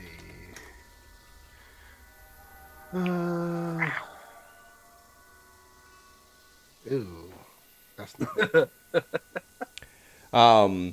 So the stories are, they're received and everybody's listening, but you don't feel that there was any motivation or anything extra that was gained from them. How You many days get are the we idea that they're still too, they're focused on what's about to happen to really, absorb everything that you're saying. Okay. We're still like a day or so away from arriving, right? Right. So it's a 3-day trek. Okay. And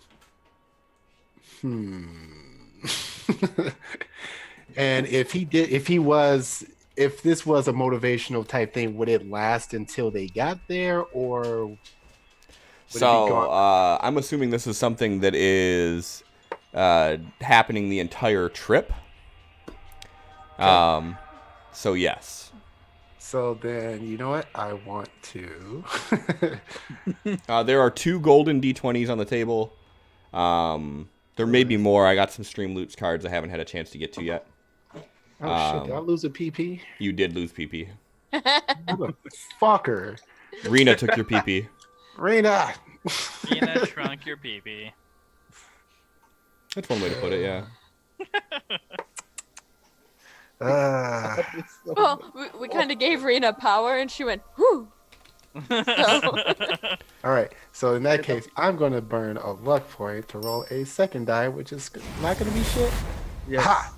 Okay, so 18. Yeah, 18, so your stories rally the troops and build morale. And they are definitely, even the ones that were sort of not really with it, through this 3-day trek, have become more vested from the stories. And as you guys rest at night, these epic scenes play out where you guys are standing around this roaring fire and all 300 of the troops are sitting around in circles, gathering around and listening to these stories. And it became almost this nightly tradition that before bed you're telling all the epic tales that you faced about how you fought and killed the demon that at was the me. volcano. That was all me. It's not the way Not Vardrak come was up telling it, though. Vardrak always tells it like I'm some magical demon slayer. Are you kidding me? He's so Uh, proud of his wife who hates everything. And the War of Orcus and how you guys were able to slay a demon lord, and you let them know, like, if we could take on a demon lord, we can take on a lich queen. Yeah. And like the whole time, like he is telling this story, he's using the campfire, like he's using control flame to take on the images of the Balor and then Orcus and everything, and he's like reenacting the fight against it and everything, just trying to like be as entertaining as possible. Yeah, and it definitely works. Vakta, on this 3-day journey, how are you contributing to the troops, to the events that are about to happen?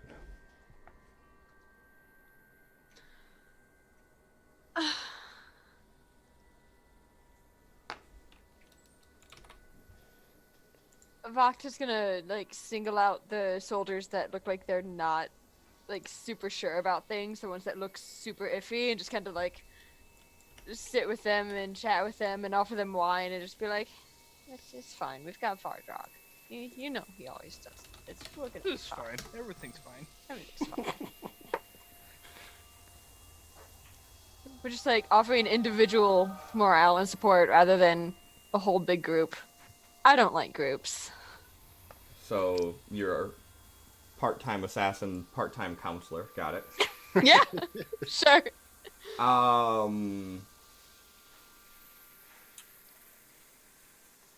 And how exactly are you helping people with this, with coming to terms with what's about to happen?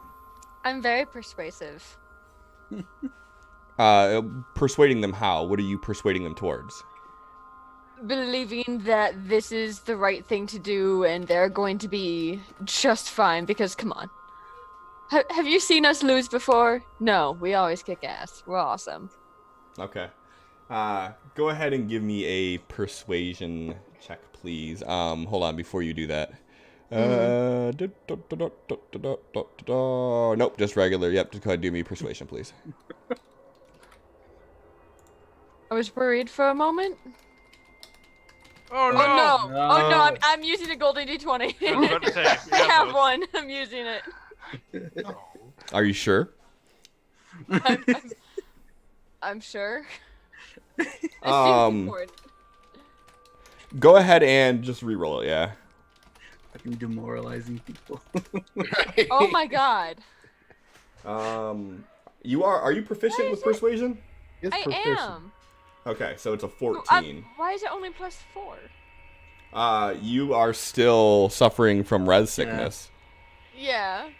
Which is a -3, but Minus I also, 2 to all checks and all skills. So it's a -2, stack. which would make Minus 2 to skills. okay. There's and the also an minus- effect from the table of fate that gives me a +2. No, that's I on thought- saves. That's on saves. Yeah. Oh no. Yeah. So you roll a 14. So the people that are kind of on the fence about it, that are still a little shaky about things, you're able to bring them over to your side. But you did notice that there are a few people that are worried sick, like physically ill from this.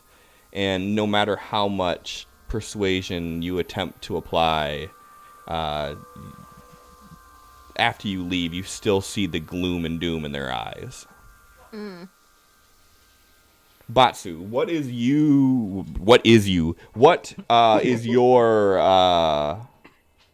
what is Batsu, just Batsu, doing to aid in this endeavor? To aid, I don't think Batsu would be aiding any kind of way towards the actual troops. First night, instead of resting, he would send off his squad to get there before everyone else. Then afterwards, he would just remain quiet to himself and at night try to fix up Vardrak's armor while he's telling his stories. Okay.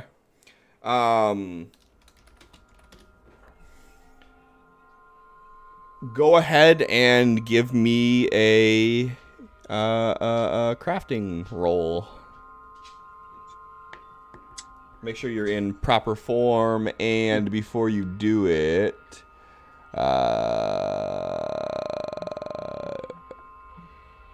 if you have any proficiency that is higher than your crafting proficiency, use that one instead. So, like, even double proficiencies?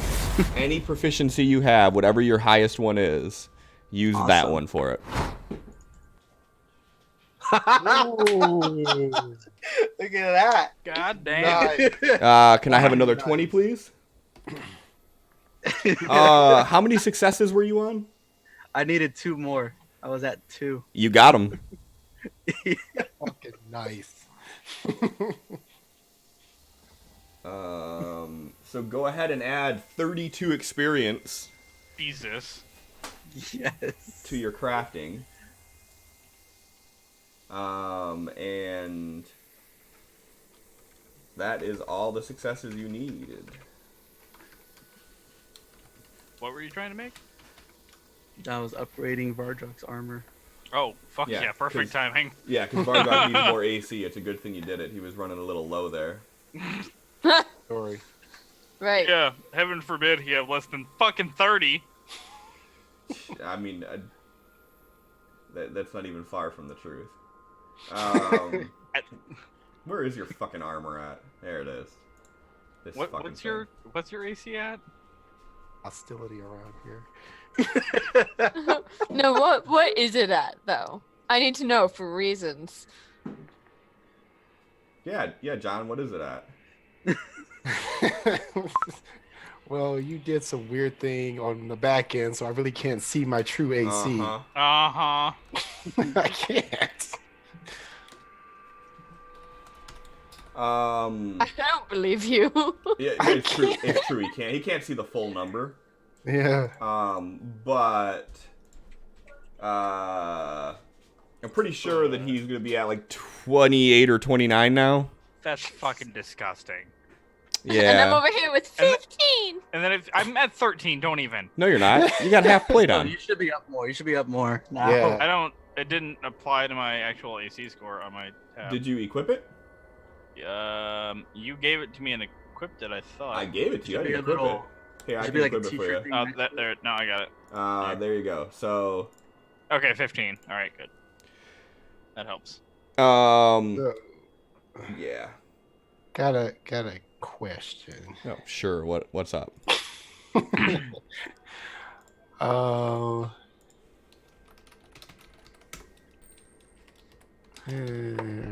Okay, so it says on a critically successful roll, the quality of the armor is increased to the next highest level, increasing the AC by 1 without increasing the cost. What does that mean? That's the old doc. Oh, okay. Yeah. So the As of right now, AKA, it's the- fuck you. no, that's the one we changed that one a while back. Crits, what they do is they give, if you crit on your skill check, it gives you a 2 successes. If you crit fail, it gives you 2 failures. Gotcha. Cool. Good.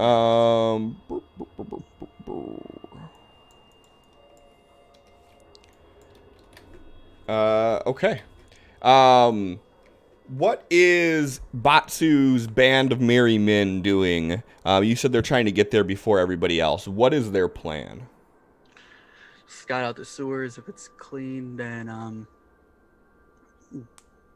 go up, start getting the poison from wherever they can. Looking around, spotting people that aren't too well off, and offering them some money to do the distractions. See people that are really really not well off, and seeing if they would distract some of the elementals. Okay. And And what instruction are they giving them on how to distract these elementals? the elementals, whenever we give the signal, when we're about to reach the actual city, they need to somehow anger the guards enough to have the guards attack them and run towards where we're supposed to be coming from. Okay. All right. So, who is going to be leading the front with getting them into the city unseen? Shinu. I'm gonna need a stealth check from him. Let me open him up. Ooh. How many fucking characters do you have, Sin? Jesus. I have like 7, 6. Sin decided to make it nice and easy. My one. I know, right? God damn. Nice. Plus 11. Shit. This guy's all What? for stealth and shit. So, who is going to be procuring the poison? Again, probably Shinu. Nope, he's definitely not. Ooh, all right. You have 3 people you brought, right? Yeah, but Shinu and not Shinu, Chodo's staying with Batsu to be able to get information. So, other one would be Dante. Okay. I'm gonna need a How is he planning on procuring said poison? Go to some of the underground vendors there if they have any. So you're trying to reach out to like the black market Mhm. alchemists and okay. Um, go ahead and give me a either persuasion or a thieves tool if he has it. Ooh, this is not the best for him. Or I mean, if he's trying to get, he could always do an intimidation if he's better at that.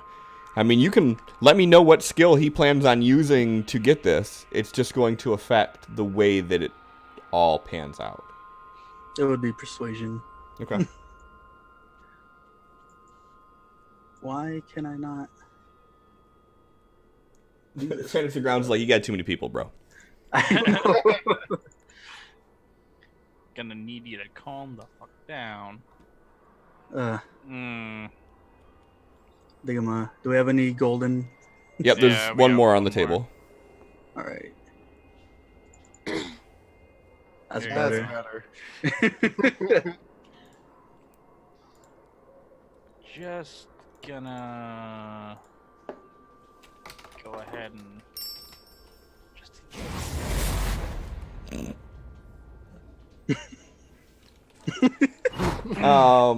don't mind me. Nothing to see over here. Uh-huh. I have 11 of those in my pack right now. Oh, good. Case for a rainy day. Yeah, pretty sure this is considered cheating somehow, but We're not in the middle of anything. We used them all up. uh-huh. It would be cheating if we were in the middle of combat and we needed it, like I did the first time I did it. Uh-huh. But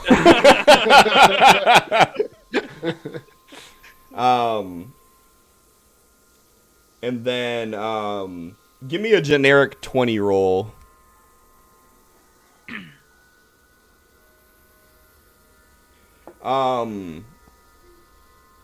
Okay. Oh, I gotta see what's gonna happen now. Tall Deer, what are you doing during this? Thanks, Bob. What are you doing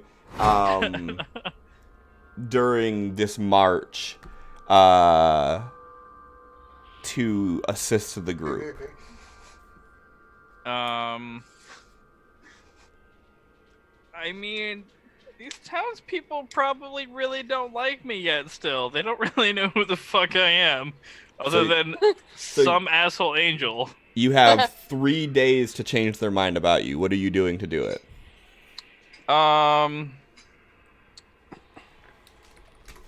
He's probably like taking the opportunity anytime he sees that, anyone needs a hand, like, moving supplies around or, helping carry stuff like, soldiers carrying heavy supplies, or if there's any like, caravan type people following us around, like just trying to help do like the grunt dirty work that, normal adventurers wouldn't normally do, but he's trying to like appeal to, these everyday people to prove that he's not the same angel that came from the sky and, killed people and raised havoc. And even though he looks like a creepy, blood-covered angel dude, that he's not a bad person. Okay. I guess. Go ahead and give me an athletics check. If you're going to be helping people carry things and getting your hands dirty. That one. Are you athletic, Tall Deer? Sure aren't. Yeah, There's a golden D20 on the table. Is your golden D20 on the table? Yeah, it's definitely not cheating. You see what happened was,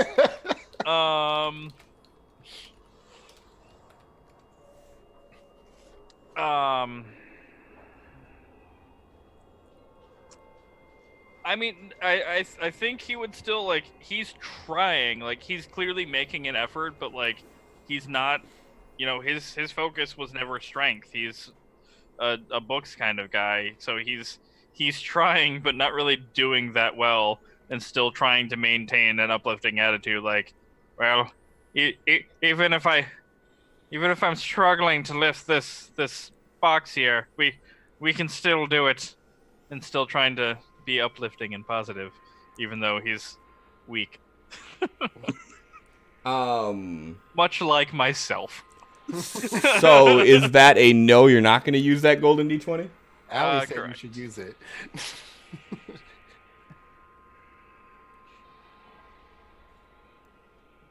No. So 6 is what we're staying with. Yep.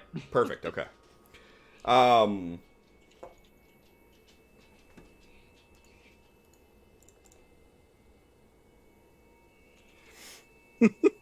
So, Rip me.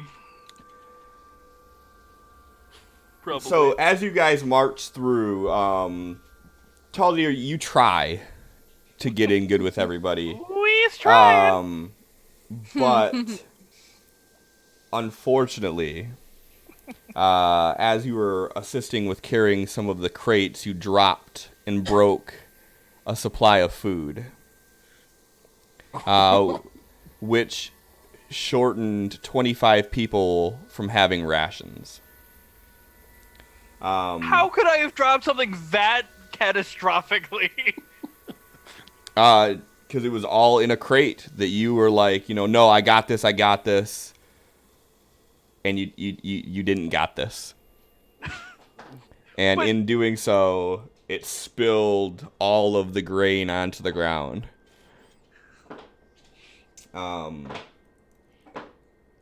So you see what happened was I used that golden D20. Nah, you didn't though. And as a result, you have earned kind of the colloquialism of the crop killer Oh, good. amongst the troops.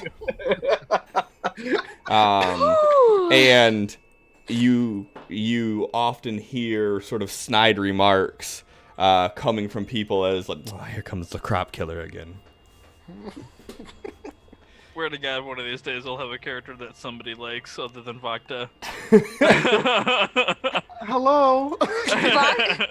Vodka likes most people. I can't. Bardrak has not given him shit, not once. Yeah, well, you kind of did in the beginning. Nope, that was Ravage. Yeah, fair.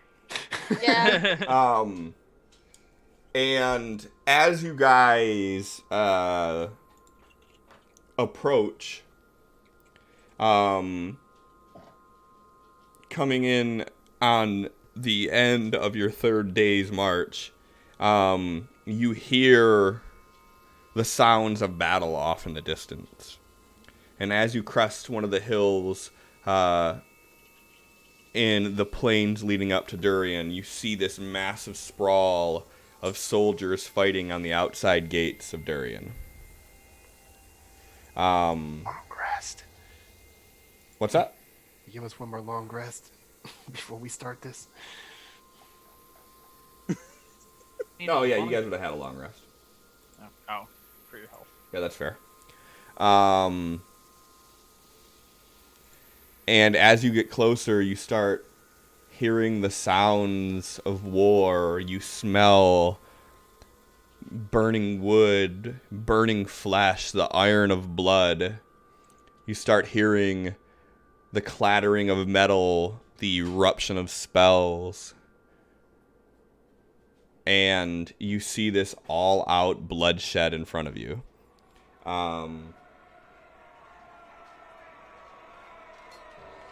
You notice that your troops seem to be overwhelming the Durian Guard.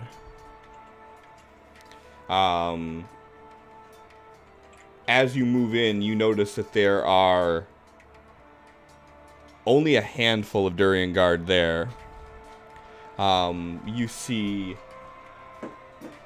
groups of 10, 20 soldiers fighting these giant elementals and watching them crumble to dust in front of you.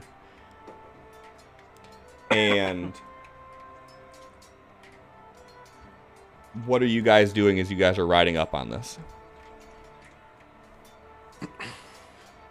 So to be clear, is this these are our troops already fighting, or are these the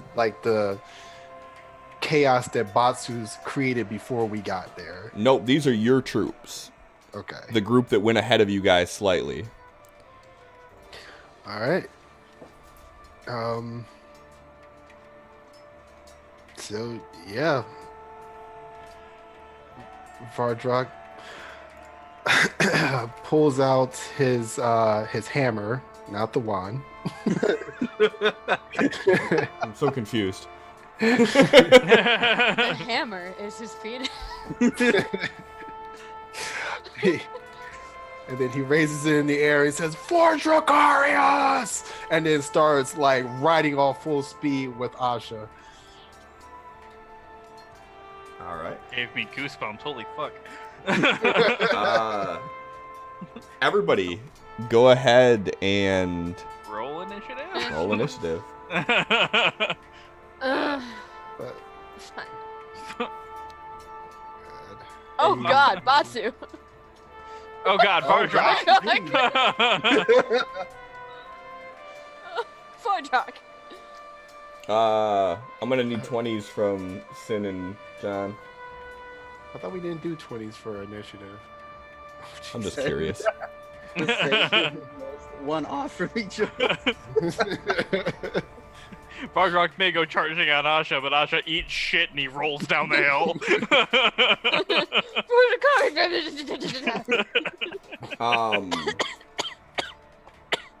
Don't choke So- on the truth there, Melissa. The way- I expected they would ride past the king anyway. The way that this is going to work is instead of each round of combat being 6 seconds like it normally would be, each round of combat is a minute. And what I would like you guys to do is, in the best way that you can articulate it, let me know what your character is doing during that minute. And if you say you are not doing anything, that literally means that you did nothing for a full minute in the middle of a war, and that will not be good for you, I promise. Which we're not doing. Why do I feel like that was directed at me? Oh, no. No reason in particular. I was directing it at Jake, but hey, that's fine too. Jake, do you want to hate on all of them with me? I mean, that's not hard. Yeah, I know, right? Gray, you better fucking not stay gray, you motherfucker. Oh, come on. I can't Come see on. anything. Let's go. You can do it. I believe in you. I Okay. didn't even make any changes to this damn thing. Aha. There's no Aha. reason. Okay, there we go. Come on. Come on.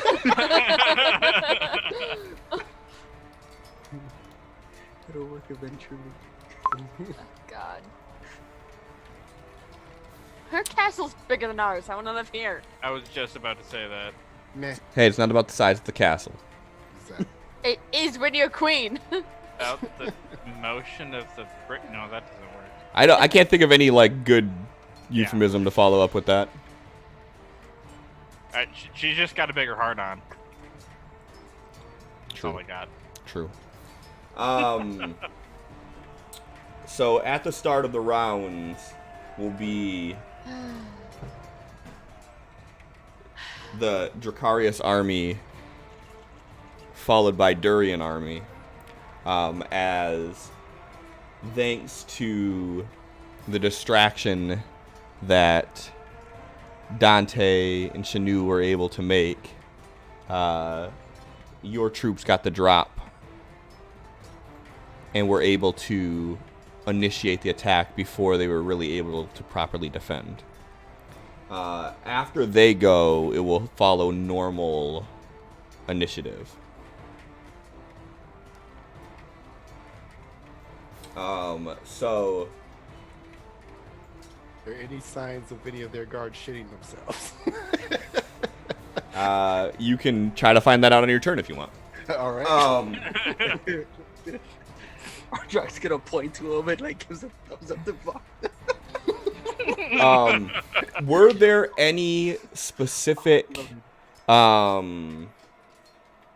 commands that you gave your guard captain or the captain of the units before this battle started? Beside. Don't eat anything there. Don't drink anything there. So not Batsu's people, just Nope. Just the army. follow any sort of routes provided by the intel that Batsu provides, as far as like any sewer entrances that would lead in. Going after, like, pretty much.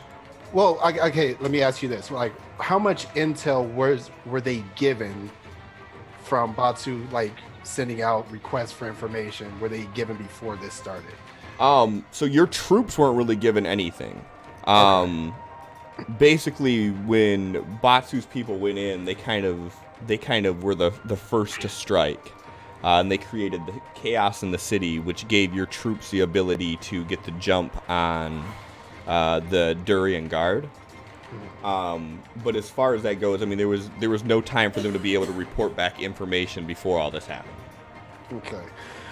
So yeah, spare the civilians, stay away from the Mage's Tower, go after the, I guess they have a guard tower, I guess, like, or a barracks.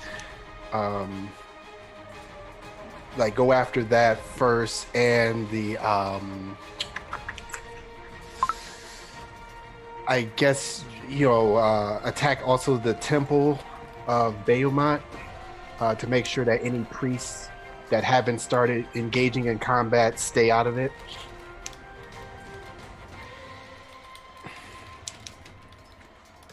All right. So as you rush in, as I said, the battlefield seems to be overwhelmingly filled with Dracarius troops. Whether Durian's guard are holding up a pick inside the walls, or if they've been slain, there's no way for you to immediately know as you approach this battlefield.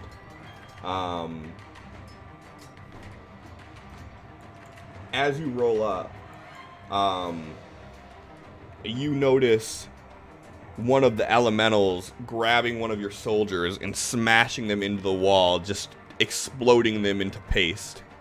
And as that happens, 10 more of your soldiers jump and climb this thing, and they hack it down into rubble.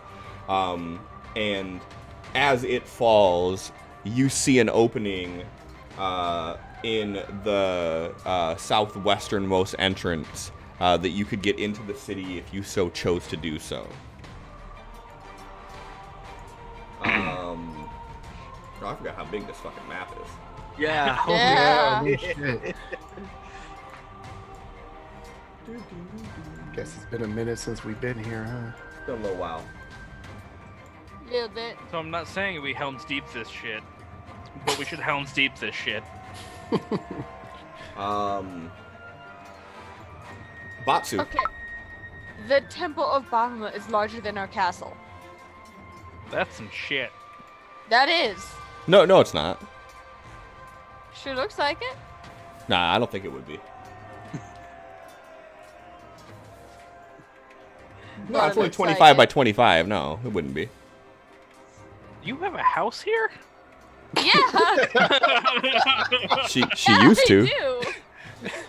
I still have the deed. I mean, it's been a while. She said that it would never be sold as long as I still held the deed. Hey, man, I don't know. Go take it So up. I know as much as you do. It's my house. Sub with management. It's my house. All right, Batsu. So as you're I'll riding start up, you that see again. You see this opening that you could make it into the city, and you see this entire war waging around you. Looks back at Vardrock. He's like, straight to the castle, right?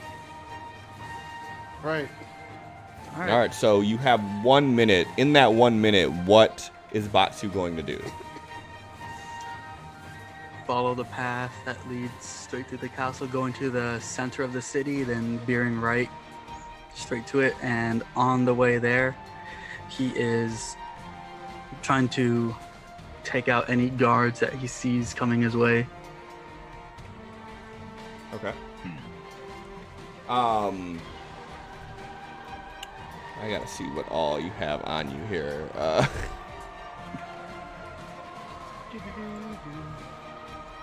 So instead of running out in front of him, Mhm. like as the group moves, like the rest of the group, since he can move around a lot faster, he's gonna be circling around them, making sure that they're not really touched. Oh, nimble bimble.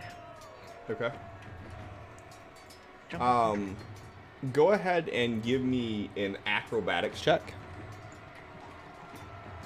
Or athletics if you want to. I think you're better at acrobatics though. Yeah.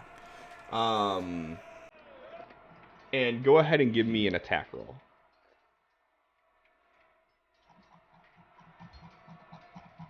Let's go all the way up.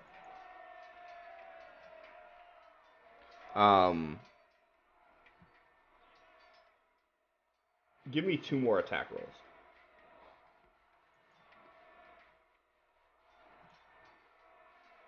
Perfect. So, as everybody starts veering towards this opening, you guys see Batsu break free and sort of sprint ahead, and you watch him jump on one of the guards and basically just slash him down to the ground in a single blow. He doubles back around and he blocks one that was coming from your guys' flank.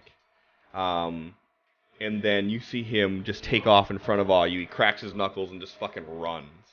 And you see off in the distance as he jumps up, it just buries his knees into one of the guards, knocking them to the ground, and just stabs Bloodbane into his chest.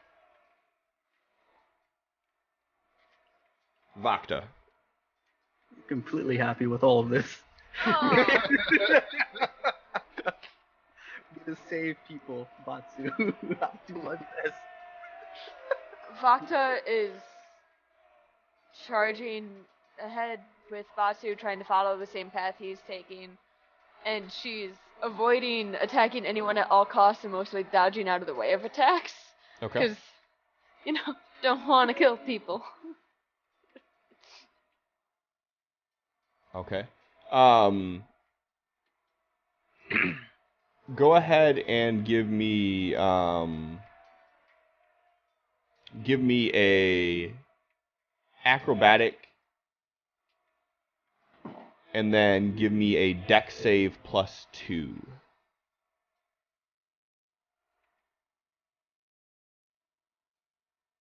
+2 to Dex. Oh, wait, don't do that yet. Okay. Now go ahead and do it. Retro Raggy. Oh, god damn! So, That's disgusting. so your That's sexy. your acrobatics then would have actually been a 32, because I forgot to remove your res sickness, Oh, yeah. and in the 3 days you would have been good. So Vakta jumps off of the back of Asha and takes off running towards Batsu, and you see one of the elementals come forth and slams down at her, and she's able to roll out of the way of it, and she sort of parkours off of its arm and sprints forward to catch up towards where Batsu's at. I'm a badass. Okay. What's Ricard doing? He's staying as close as he can to Vardrock. If no one is taking any damage yet, he is just defending himself. If people start taking damage, he's gonna try to do his best to heal up on that. Give me a perception check. And give me a dex save.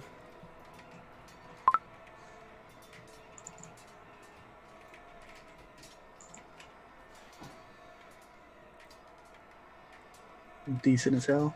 Yeah, give me a medicine check. Cliff, are the mages making an attempt at banishing these elementals? I'll get to them. Okay. Oh, I didn't know if they were a separate Fucking unit. or calm not. down.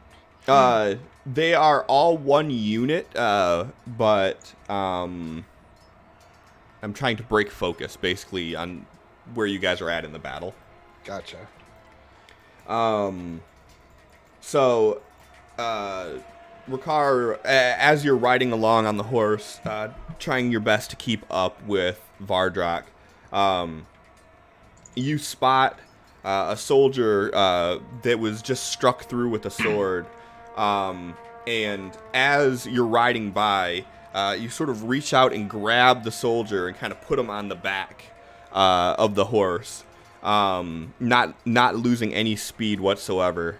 And you do a quick one-over looking at his wounds and see that while it is a pretty nasty cut,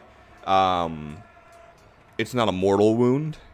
Do you feel that he would heal this soldier? Not heal him, patch him up, and send him off after he's cleared out the danger to a priest from our group. Yeah, so you charge forward into the city gates, and this Dracaria soldier bandages himself while on the back of the horse, and as you're rolling through, and there's a small group, this small skirmish inside the walls. You just see from your peripheral as the soldier sort of pushes himself to an almost standing position on the back of this horse and dives into this skirmish. Tall deer. He's mostly just trying to fend off, not really fend off, but like clearing a way for the rest of the army. He's kind of like not flying super high up, but kind of like almost like the scene from Endgame where like Falcon's like flying into the army of shit coming at him, kind of like that, and firing off eldritch blasts in front of him until he gets close enough that he can use blood lash to start whipping at people. So if they're up close, he's whipping them. If they're far away, he's throwing eldritch blasts at them. Okay. Go ahead and give me a dex save. He's only doing this for things that are like in his and Vardrak's way. He's not going out of his way to hurt people. So It's you're mostly not going just out of clearing your a way to path. whip it out. Yeah, exactly. Okay. I'm just whipping it out at whoever's right in front of me. I'm whipping it out and giving him a good old blast to the face. Okay. Are you at least asking for permission first? No, Vardrak already said go, so I'm just giving it to everyone. Okay. I took off all the protection, so off my weapon. Give him the money shot, Taldir. Go ahead and give me a dex save, please. Oh god. Got this. You don't got this. Go ahead and give me an attack roll with Eldritch Blast. I almost want to use that golden D20 on that. Probably should. Yeah, I'm gonna use that golden D20 on that. Okay. Go ahead and give me a dex save again. Aha! Go ahead and give me an Eldritch Blast attack, please. And go ahead and give me a Blood Lash attack, please. Oh, I didn't actually. Wait, that should have been equipped. Was that not equipped? No, it's equipped. Why did it still say whip +2? I just probably didn't change the name on the attack sheet, that's all. You can change Oh, okay. by typing it in. So, Cliff, in this scenario, does he still roll Does he roll Eldritch Blast for every blast like he normally would, or just the ones to see hit or Just the miss? one. Okay. God Oh, damn God. it! Really?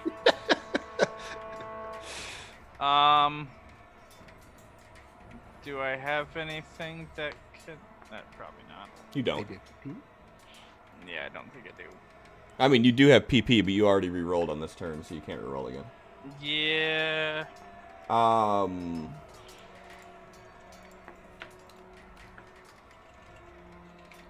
My PP spent after whipping it out and blasting everyone in the face. Yeah, so. that's true. It happens, man. Putting in a lot of hard work. Normally it takes me at least, a good weekend's worth of work, but Yeah. Take a breather. You'll be ready again in no time. yeah. At least I dodged out of the way all of their blasts to the face. Yeah. Kinda.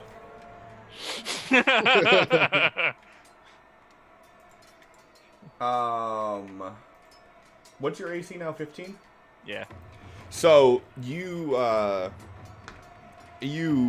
take off the back of your horse and swoop over the gate as you guys are making through the entrance, and as you do, you notice at the top of the gate there is a row of archers that take shot at you, and you're able to dodge away from it. And you Eldritch Blast one and knock them clear off the tower as they fall 20 feet to the ground below. You land and go to strike someone with the whip. And as they see you kind of swoop in and land, they grab the whip. And you see this shadow over top of you as one of the elementals is behind you and slams down. And you just narrowly move out of the way from it as this 20-foot elemental is standing next to you. So I don't get pounded in the butt. Not yet. Ravage, what's he doing? Yeah, he's going after, he's raging, obviously. And then going after, any elementals that are standing between Vardrak and the gates. He's trying to, basically make sure that the troops have what they need to take this thing down without them getting hit. Okay. Go ahead and give me a athletics and then a attack.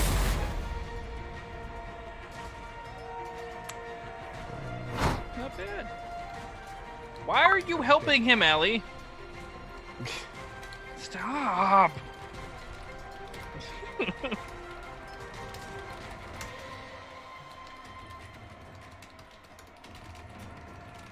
Should I do more than one attack or just... Nope, just the one. Okay. So as you guys are riding in, you see Taldir swoop down, and you see this giant elemental swing at him. And Ravage rages and leaps off the back of the horse onto the back of this elemental. And he is wrestling with it and fully pulling the attention of this thing off of Taldir. And Woo! As he starts to swing at this creature, the glaive can't seem to quite puncture the exterior of its rocky shell, and he is now engaged in combat with one of these elementals. Okay. Vardrak. Let's see here. Vardrak. He's still continuing his battle cries and everything, trying to, assure that his men that are engaged in this combat are fighting, he's fighting with them. For a minute straight. He's got a big mouth. Probably shit and fireball. Don't! You blew my ass the fuck up the last time you did that. Don't Thank worry, you very Taldir, I'll much. help you. Not again! Okay, so he wants to get in a position where he can get like as many of the opposing guards in his sight as possible. Okay. And then he's going to want to blow his conquering presence to make them all afraid as he continues trying to press through.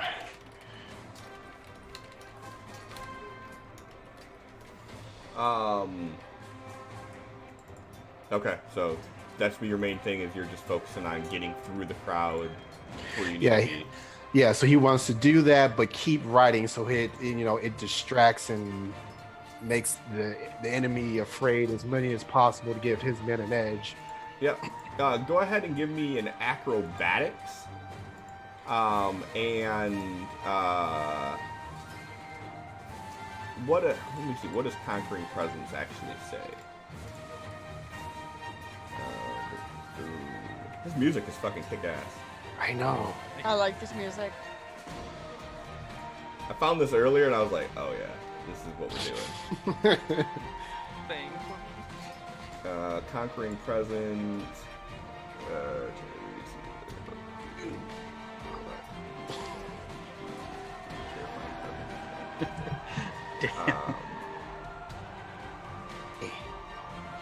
Oh my Okay, we'll go God. with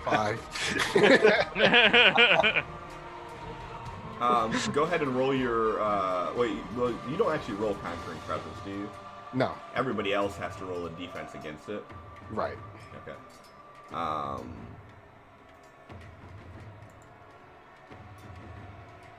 What is your spell save DC? I want to say 18. So it's what is it? 8 plus proficiency. 8 Plus- plus proficiency plus something. Plus I have my it here. casting bonus. So Yeah, yeah. actually, his charisma is 10. So So 18 plus your proficiency bonus. yeah, which is 5. And okay. So as you're riding through, actually, we can make this a little bit fun here. What is Asha's AC?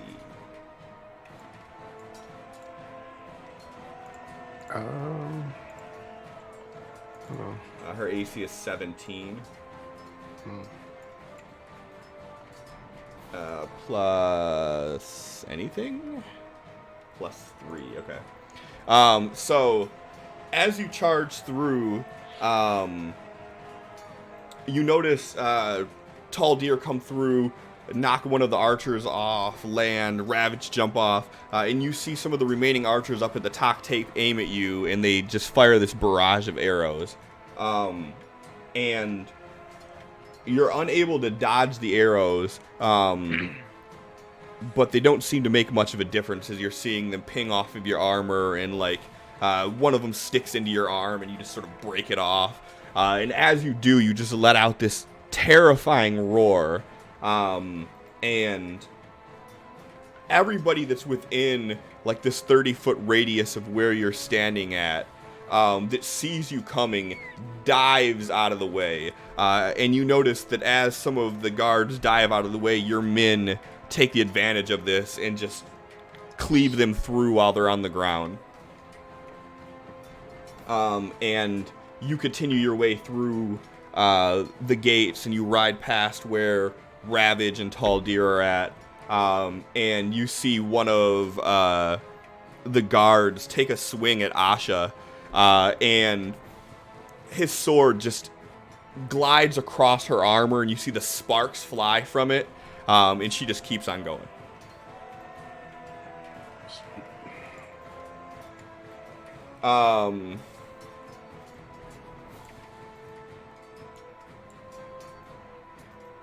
As you enter into the city itself, you see that there is a group of Durian troops that are engaging in battle with your troops to the left that came through the westernmost entrance.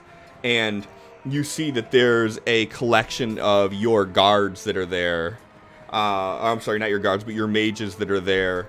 And they're launching spells out. And you notice that there is a line of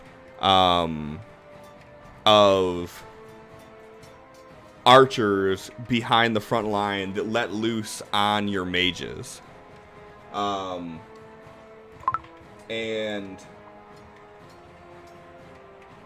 they take out almost the entire portion of these mages that are there with arrows before they even have a chance to react. Batsu, as you're the furthest one in, you would see this happening off towards the west part of the city. You would just hear the screams of agony as these mages are mowed down by these arrows.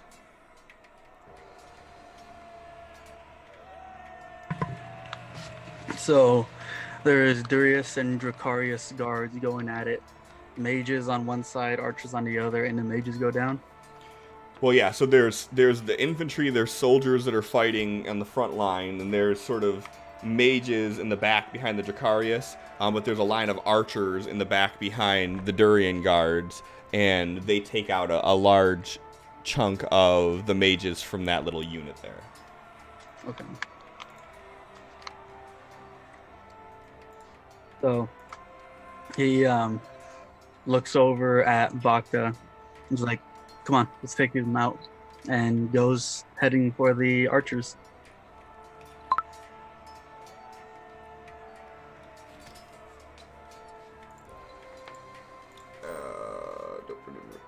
So, okay. As you're going towards them, I mean, what are you doing? What's your intentions here? Sneak up on them as they're distracted with the fight in front of them and take out as many of the archers as I can before heading back to Vardrak. All right.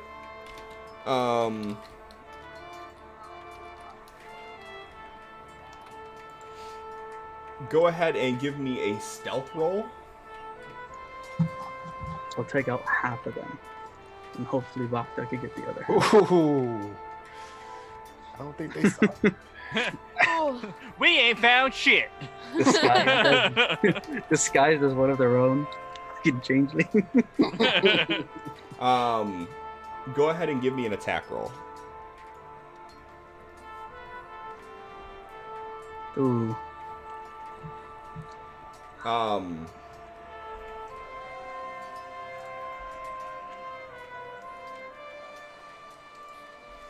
So, you see all this unfolding over there, and you signal to Vakta, and you break off in their direction, and you're able to sneak up on him, and as you stab one of the guards through, you basically lift him off the ground with Bloodbane, like didn't see you coming at all. And the little battalion that's here sort of split their focus, and half of them turn towards you and half of them turn towards the Dracarius army that's coming in there, and it sort of splits their focus as you're engaged in martial combat with them right now.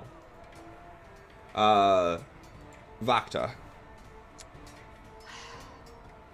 Vakta is going to sneak after him and kind of past him to get to some of the archers on the other side so she can attack them. Okay. Stealth?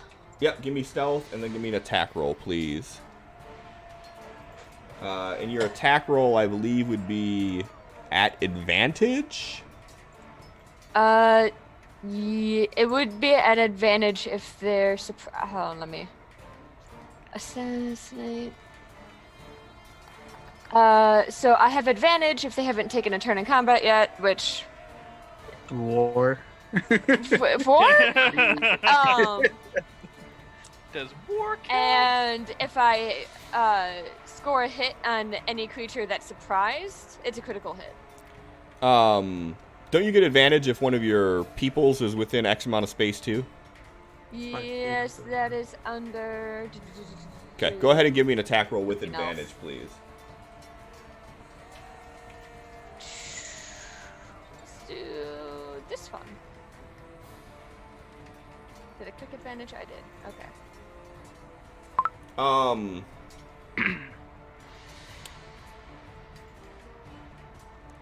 Go ahead and give me a Constitution save, please. And do that with a +2.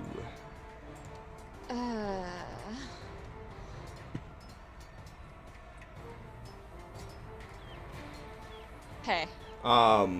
So you see the signal Batsu gives you, and you guys rush over to this area. You see him start engaging with some of the martial guards as you walk over to where the archers are at. And you have a moment of hesitation about getting your blade wet again. And after seeing what's going on and everything around you, you sort of swallow that feeling back. And you sneak up and slit the throat of this archer dead instantly. And you get that thrill of the kill that you haven't had in a while, of actually fighting someone that you deem worthy of death. And in doing so, you go berserk on these archers that are here. And you take out 5 of them. Vardrak riding off with the biggest smile. Vardrak's just like, yes! Baldrock, I can feel your dick from here. What is Ricard doing? With the opening that Vakta and Batsu made, he's gonna not go directly to them, but veer off so he could get close enough to him, and his dragon mark starts glowing, and he is using It's not a dragon mark anymore. his mark, whatever. It's his a jackal mark now. Jackal! It's a jackal! It starts glowing, and he's using the power of that for his mass healing word bonus action for the mages that went down. What is he doing? He's using his mass healing word from the mark, not the spell, Okay. and trying to bring up the mages. Okay. So you mean like over where, but you wouldn't be close enough to be able to get to where they're at. Okay. You were riding alongside Vardrak. Yeah. So you would be more closer towards let me see here. So like you guys are more like here-ish. Okay. Then, until then, he's going to just keep doing what he's doing, staying next to Vardrak and seeing if he can spot anyone that needs help while dodging whatever comes his way. Okay.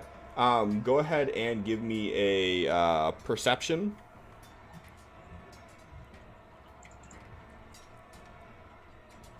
Go ahead and give me a dex save at disadvantage.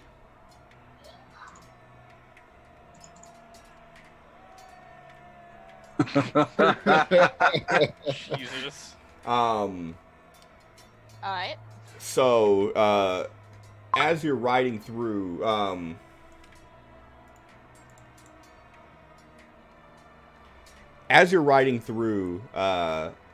and you're sort of surveying the land, you don't notice this guard that comes up with this greatsword, and as you're riding by, he takes like a baseball swing, and at the last second, you throw yourself backwards as the blade skims over you.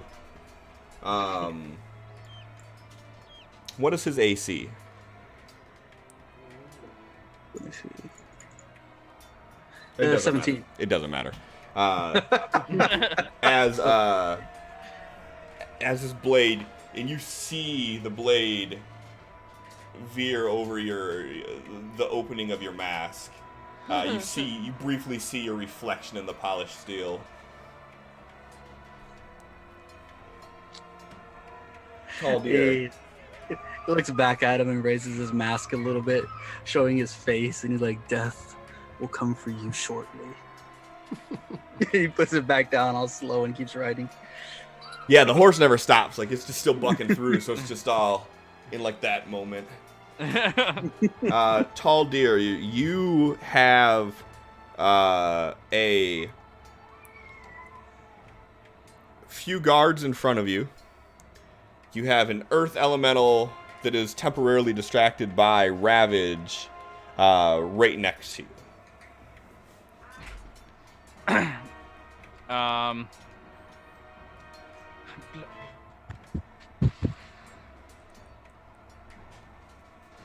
Let's see.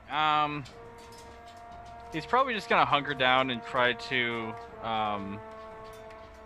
just Eldritch Blast the guards that are in front of him at first, and then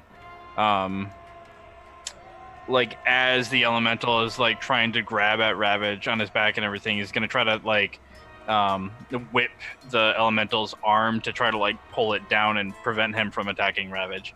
Okay. Give me an Eldritch Blast attack roll and a Blood Lash attack roll, please.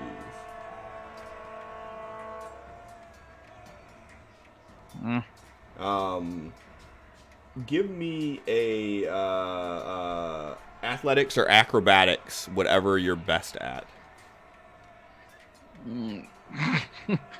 My +1 is best. Oh There boy. you Woo! Daldir is weak as shit today. Still recovering from getting blown the fuck up. And what's your AC? 15? 15, yeah. Okay. Yeah?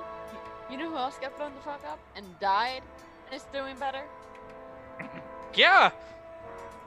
Daldir's weak. He's a fucking books guy. So, Vodka's not much better. Fair.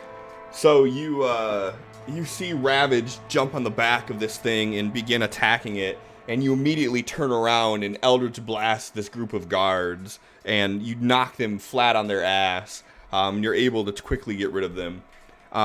And as Ravage is engaging with this elemental, you lash at it and you wrap around its leg. And as you do, it sort of turns to you and it pulls its leg quick, and as it does, it knocks you onto the ground. And you see this giant shadow come overhead as the hand of this elemental pummels you onto the ground for 14 damage.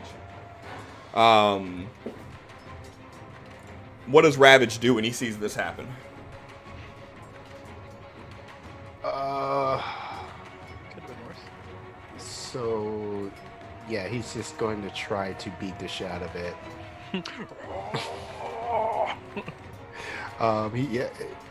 He's grabbed Taldir.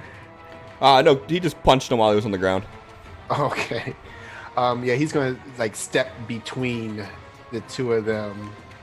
If he's still on his back, he's gonna flip to the front of him and then just start going at it. Give me an intimidation and then give me an attack roll. Okay. You no punch pretty boy. That's my job. You speak bugbear? And then make sure it's the right one. I guess it doesn't matter. So you he's like yelling at him, trying to distract him from doing any more damage to Tall Deer, and this thing just seems unfazed by it. And like that just angers him even more.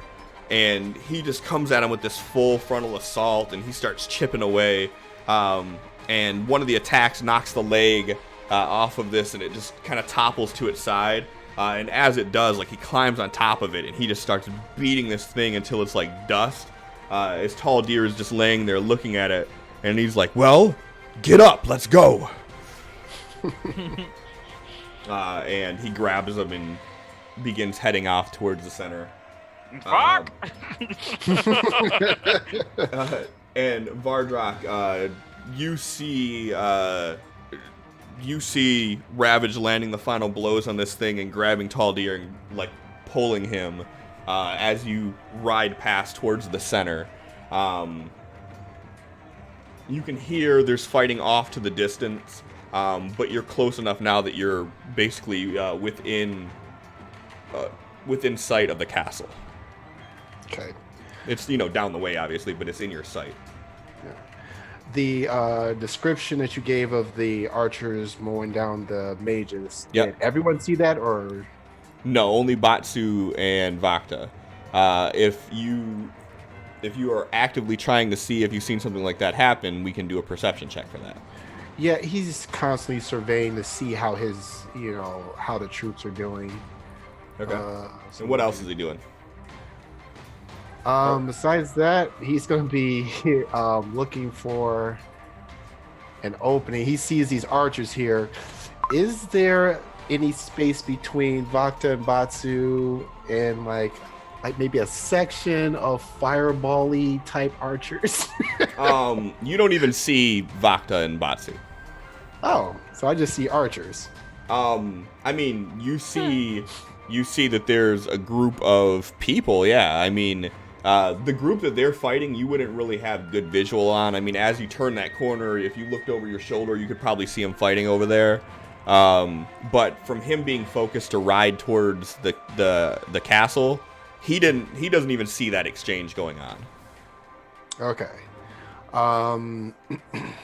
But there are So- definitely pockets of battles going on everywhere if he's itching to fireball, but there could be collateral damage.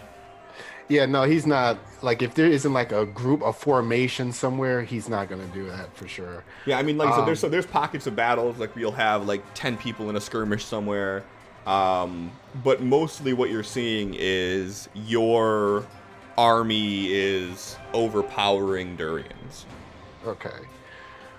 Trying to think of what we can do to help them out a bit more. I guess as he continues to ride, let's see how many people can get with this. Not enough. He's just gonna be firing off his newly discovered Eldritch Blast at people, like different. Since he can't get any direct hits, with a big group attack, he's just gonna do individual attacks as he keeps He's riding. doing drive-bys. Pretty much, yeah. Go ahead and just give me the Eldritch Blast attack then. Okay. Let's see. It's yeah, it is up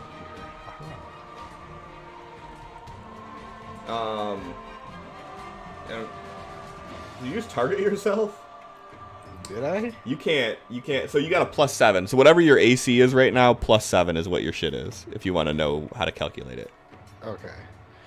So just so everybody can know now, his AC is 21 +7. So he's got a fucking 28 AC. I gotta tell my business.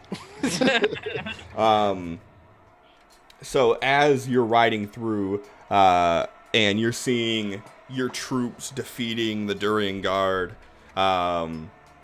you sort of lose your war face for a second as you got like this proud papa look, and like you're just driving by and like seeing like your guard or your army just beating the shit out of these guards, and you're like, bah, knock one on his ass, bah, knock one on his ass, keep going.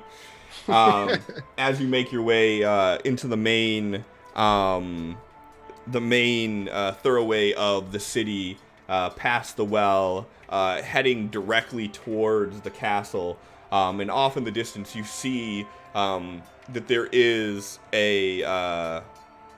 there's a large grouping of people off in the distance, too far to really do anything right now, but you take notice that there is a large grouping near the castle. Okay.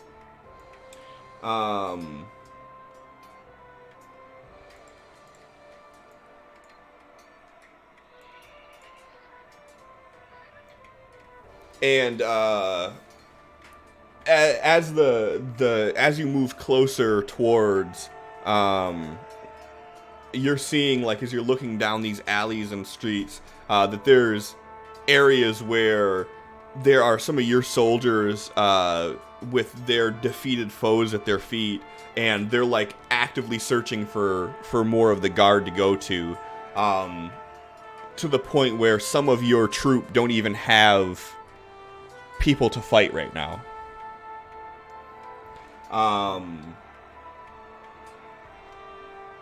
As you narrow in, you see that there are some of your men have some of the clergy at the temple, basically on their knees with their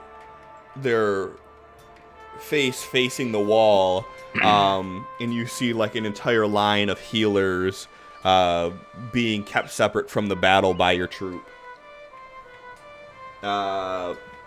Batsu, as you're fighting these people, you see Vakta run along and like just start slaughtering these archers to your right. It almost like puts you back for a second as you're seeing like a sort of feral side of her that you haven't seen in a while.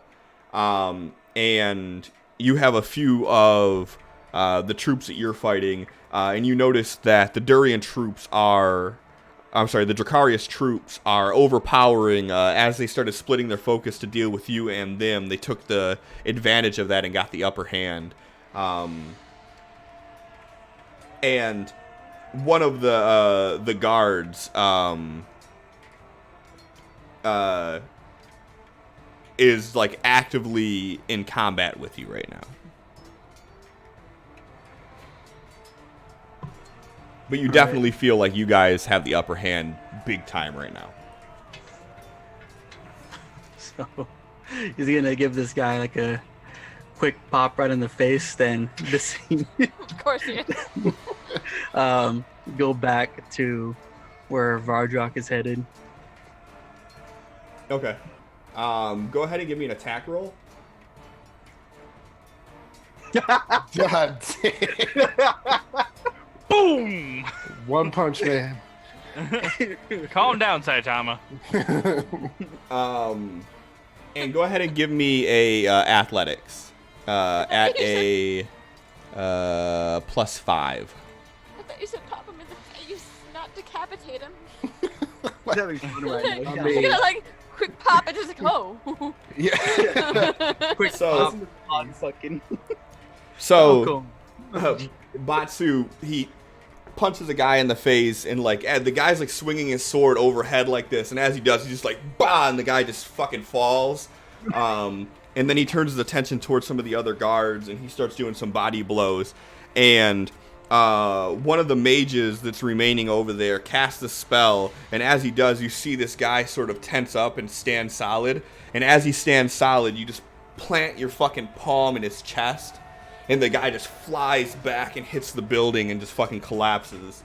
And you sort of look at Vakta like, let's go, and take off running down. Vakta. You see Batsu running past you, and as you turn, look over your shoulder, you see him running towards the center, and you see a very proud but oblivious-looking Vardrak bend the corner and start heading down the main thoroughway towards the castle.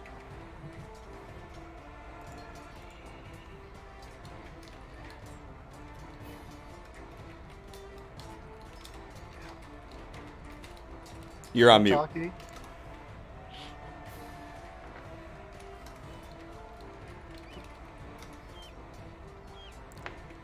It's a good thing we have this epic music, though. I know.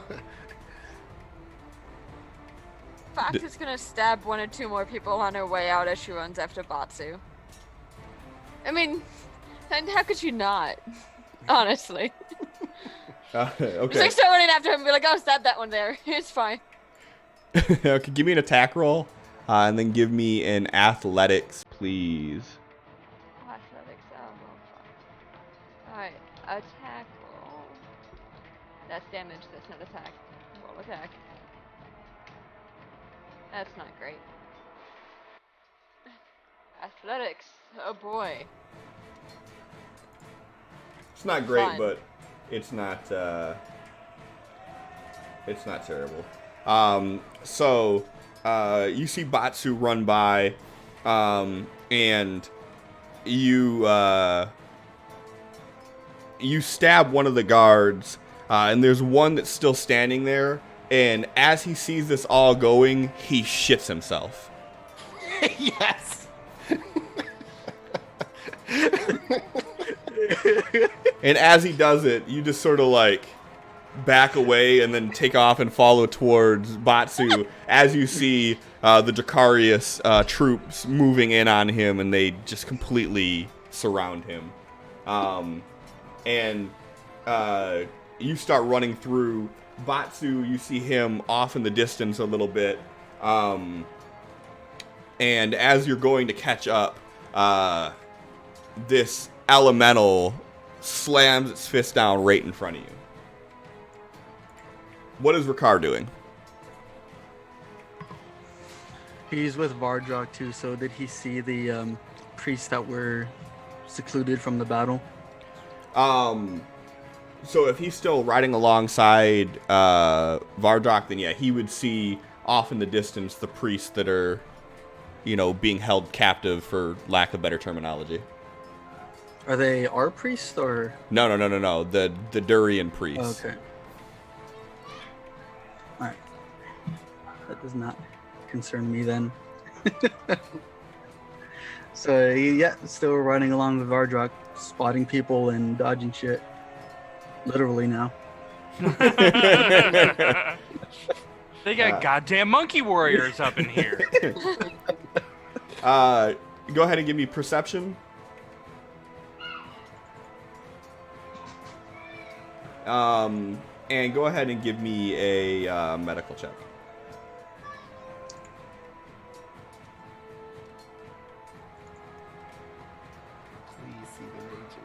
As you guys are going through the main thoroughway of the city, you see standing by the well, there's a small grouping of Dracarius guards. And as you're riding by, you notice that one of them is sitting on the ground holding his stomach, and it looks like he is holding his innards in. As three other of the soldiers are attempting to do what they can to help, clearly to your medical expertise, not knowing what the fuck they're doing. Are any of the other ones around him wounded too? You see that they have like some scrapes and battle wounds, but nobody definitely seems to be as as bad off as the guy who has been disemboweled. All right, he's gonna pass by and this is a touch. Pass by all high and mighty, reach down and touch this guard and uses. I'm gonna change that his mark to heal him up a little bit. You're gonna do a drive-by healing? Yeah. Go ahead and give me an acrobatics. Fall on him. Oh, God. That's not the best.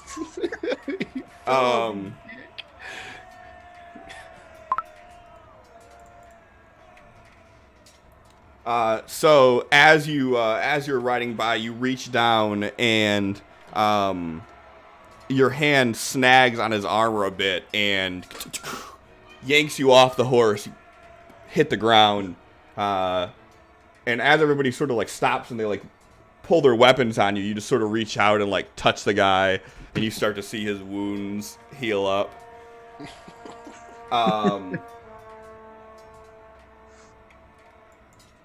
As you suffer 8 points of bludgeoning damage from the fall. He gets up. He's like, "Now, if you'll excuse me." Yeah, and then he hops back on his horse and attempts to make his way over towards the Vardrock, who has gained some distance on him at this point.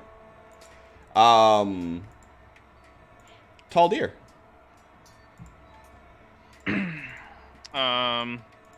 We're still next to ye old Earth Elemental, right? You are. Is that all that's around? Oh wait, no. So you guys are actually moving on. You guys are making your way towards the main crossroads of the city. So you guys are, off in this direction. Oh, okay.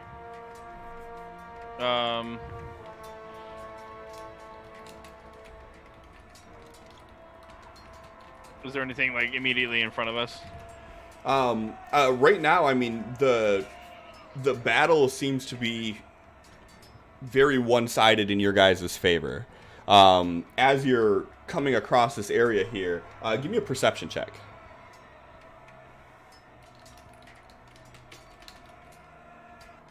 Boom! Nice. As you're bending the corner here, you see this elemental slam down in the ground right next to someone who you realize once the dust clears is Vakta.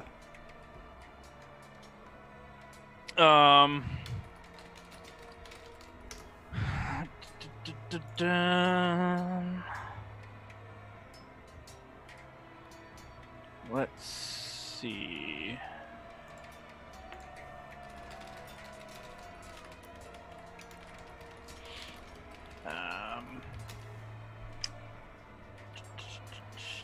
Yeah, that probably wouldn't work.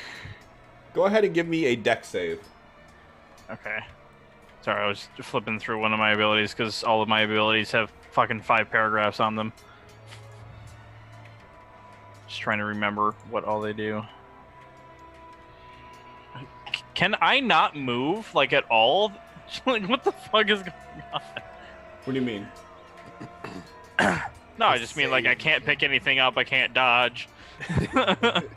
Oh, yeah. I mean, you're still getting used to this new armor you got on, so you're Right. not at your peak of flexibility that you normally would be. Right. What type of elemental is it in front of him? Earth elemental. Okay.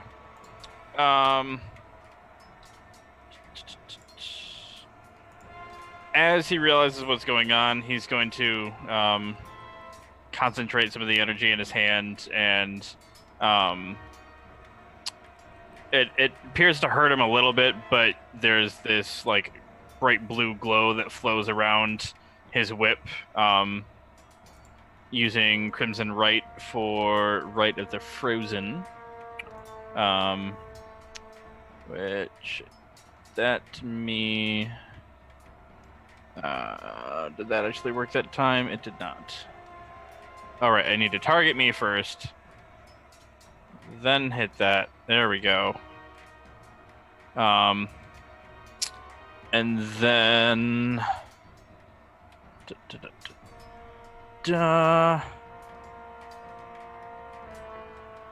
Okay, yeah, so 1d4 cold damage plus... Okay, there it is.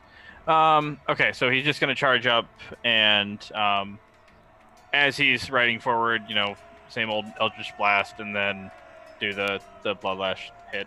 And are you Yield directing all 1-2 this at punch. this elemental? Oh, yeah. Okay. Go ahead and give me an Eldritch Blast attack and a Bloodlash attack, please.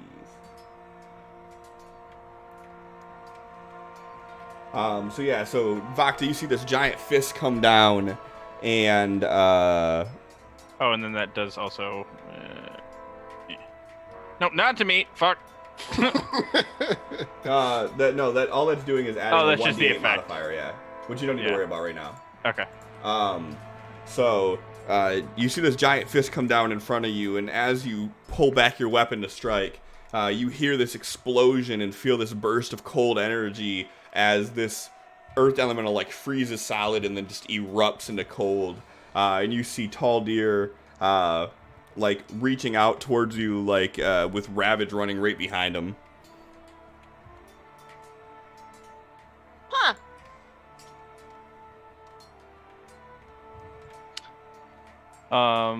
Yeah, he's gonna just, help Vakta get her footing again and try to figure out what the hell else is going on around him. I gotcha, yeah. So you get her and you guys all start heading in. Ravage, you just seen all this happen.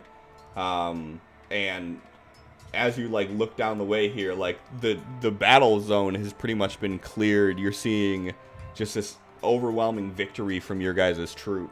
And you see Rakar and Vardrak off in the distance riding towards the castle. As he looks over, like I said, obviously he would be heading towards the elemental, and then he sees Taldir take it out, and then he would stop. But was she still close enough to where what happened with the mages? Was she? Yeah, like she was taking out the archers. Would he Oh, be yeah. able to? Go ahead. No, go ahead. Would he be able to do what? Would he be able to see all of those downed mages? He would if they were still down. Oh wait, no, they are still down. Yeah, yeah. So yeah, as he would turn the corner, give me a perception check. Oh shit. Because there are a lot of bodies in the ground over there. Yeah.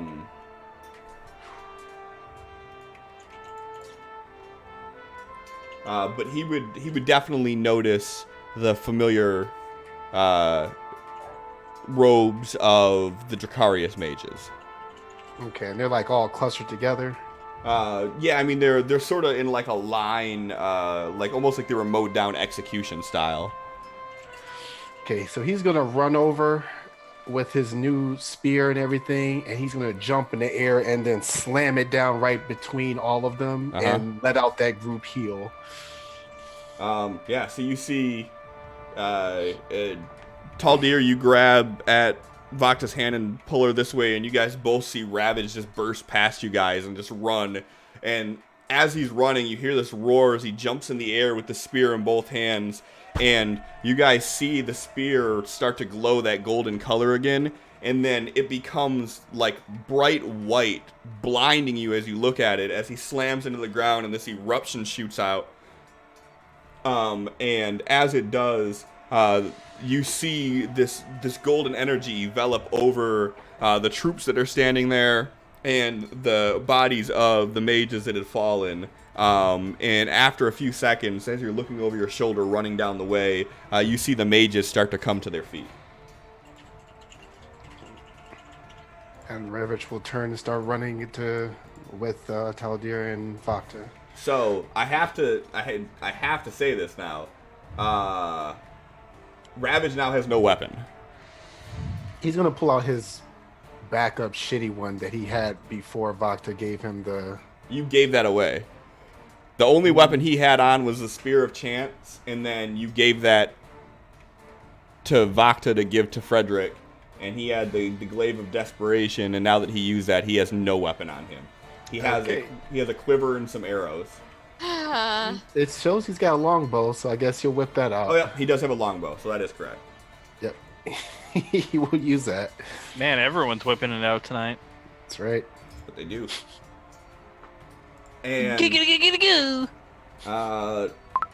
Vardrak, you start moving further through, and as you're approaching the walls even more, you start hearing this spell of spells cracking, and you start seeing portals opening up to your left and right, and you start seeing your troops pouring in through these portals. As you approach the main gates of the castle, and you see the last desperate stand of guards sort of making a picket blocking you from the castle. So they don't appear to be standing down, huh? I mean, they're standing at ready. They definitely seem to be in a defensive posture. This is way too easy. This almost seems like a trap, like they were trying to get us all into one spot. I They want to make us look as bad guys. I think we should spread out before going in. Yeah, fireballing the shit out of the gate right in the middle of all of those troops that are in his way. Okay. What happened to spreading out before we go in? You're not close enough for him to hear you. Nope. Damn it. He's off by himself right now. Yeah, he would be like out here somewhere as you guys are like I over figured we here. were all in the middle. And then Ravage is kind of lagging behind. So yeah, his plans. He stands up and he's got the reins in his hand from Asha. He just, chucks this huge fireball. And then if there's anyone left standing, he wants to possibly raise some undead. With the wand, you mean? Possibly. Um, Oh, wait, you So, said wand portal in here? next to him, right? what's that? You said he had people portaling in next to him. Yep. They can see him. Yeah, no, he's going to fireball them, and then if anyone's still moving, start shooting. Go ahead and do an attack roll with fireball with a +1.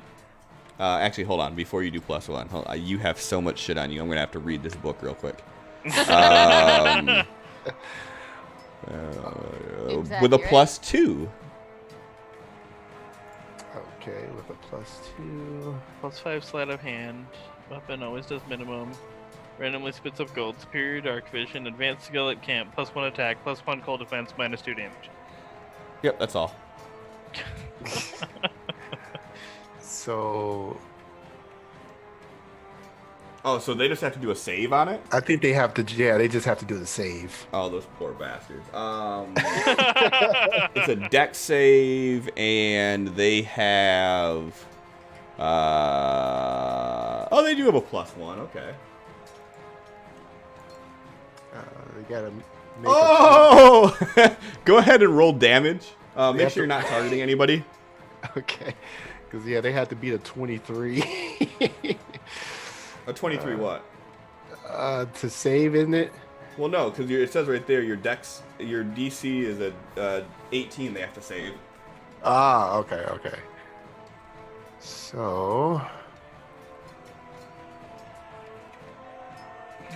So they saved, so they only take half damage. So you guys, as you guys are running down the thoroughway, everybody, you start seeing these portals opening up closer towards the castle and more troops piling in through there. And you see this orange light from Vardrak's hand, and you hear this explosion crack out as bodies are just tossed into the air. And you see Vardrak just roll through the smoke as he approaches the castle. And as you get to the door, you notice that this large door is shut. And there are no other troops on the outside that you see. And as you look over your shoulder, you see your group running towards you and your soldiers subduing or slaughtering the Durian guards that are opposing. And then in front of you, all you have is the castle.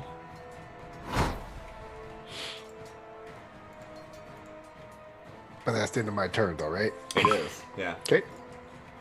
And in a ditch effort, the Durian guard hold their ground the best they can, but alas, they are completely subdued by the Dracarius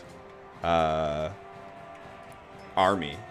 And as everybody makes their way to the castle, you start hearing the sounds of cheer and victory from the Dracarius army.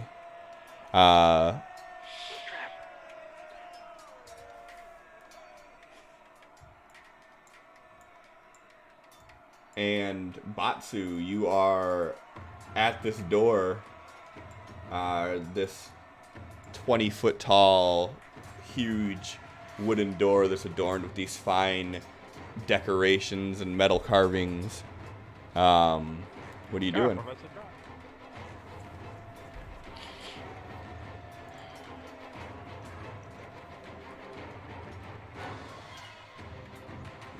Besides talking on mute, besides that, what are you doing?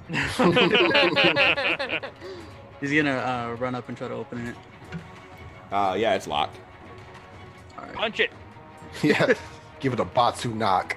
Yeah, he's gonna try to kick it down or kick it open or something. Okay. Go ahead and give me a attack roll. Go ahead and give me a damage roll. So you hit it, and you just... Poof, it doesn't budge. After that, he's gonna try to lockpick it. Go ahead and give me a thieves tool. Honey.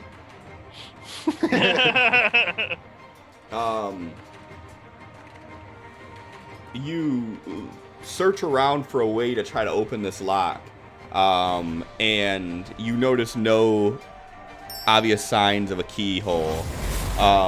And as you slide the thieves tool through the crack in the door and try to feel, you feel there's a heavy wooden plank that is securing this door shut. There would be no way for you to pick this. Bardrock, more fire, maybe?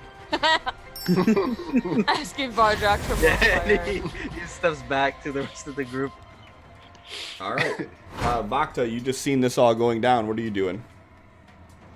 Well, since we called on Bardrock for more fire, I'm going to let him handle that, because I know how much he loves fire. And I'm going to turn and defend the group if anybody's running up and trying to attack us instead. I'm just defending. Okay. I'm not good at defending. What is Ricard doing? Standing by and watching. If anyone's hurt, then go and tend to them. Okay. It's like tall deer is actually. Let me see. Heal me.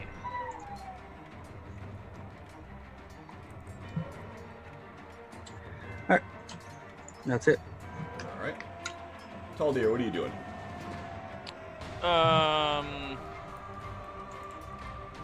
Mostly the same. He'll heal himself with his healing hands. That's just 13 points. This level. And just kind of hunker down and get ready for whatever's next. He'll ready and attack if anything comes through the door when Bardrock blows it open. Okay.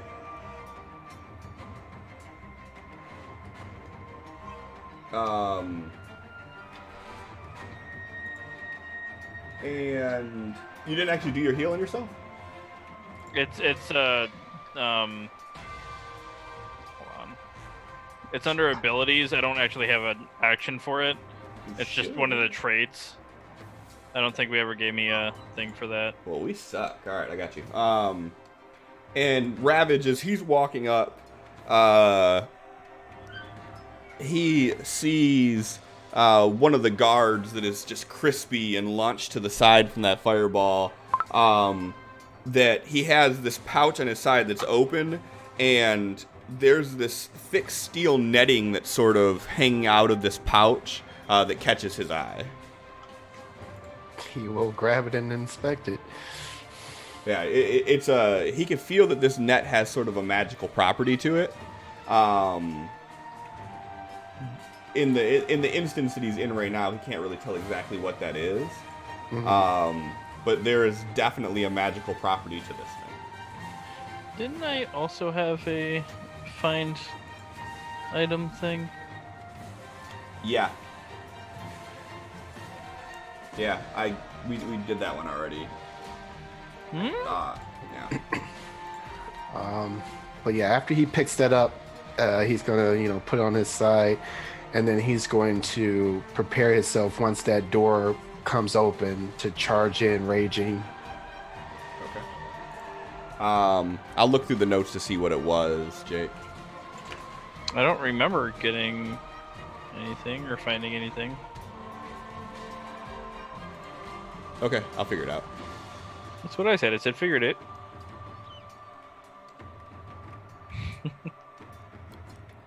I can't help it. Jesus Christ. Okay. I was trying to count. Sorry. That many. All right, so Vardrock, what are you doing?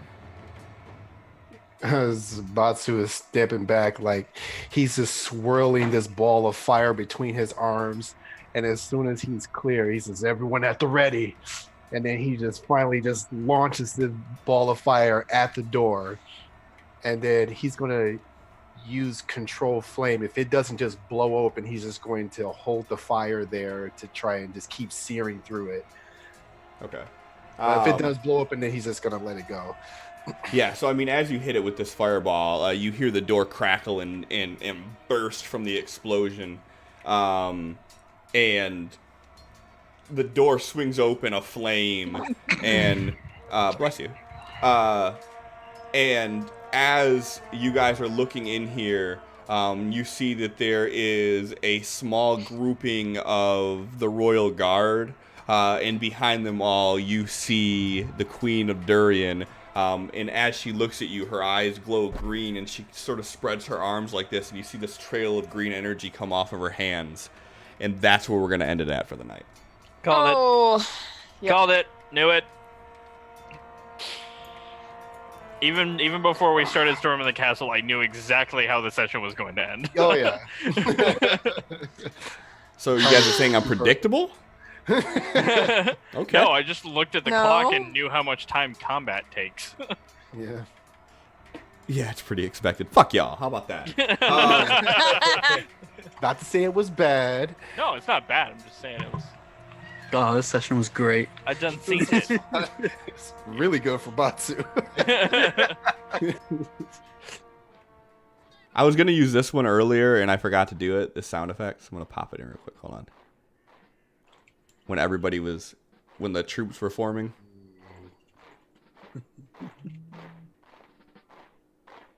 And then battle mages joined the fray. The wardrobes.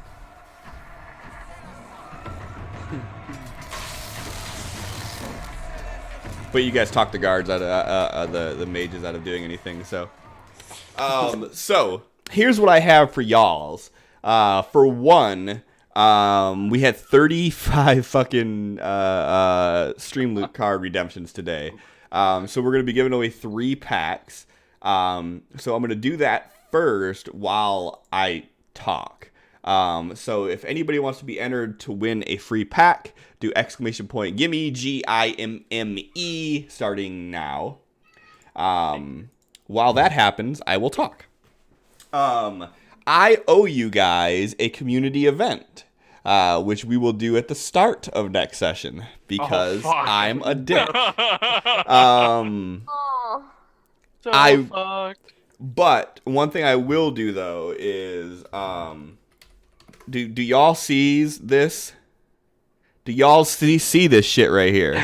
I'm gonna clear this because I promise you right now that Vardrock would have got his ass kicked if there was an actual battle right now. I mean, probably. His weapon would have done minimum damage -2. Fuck you guys.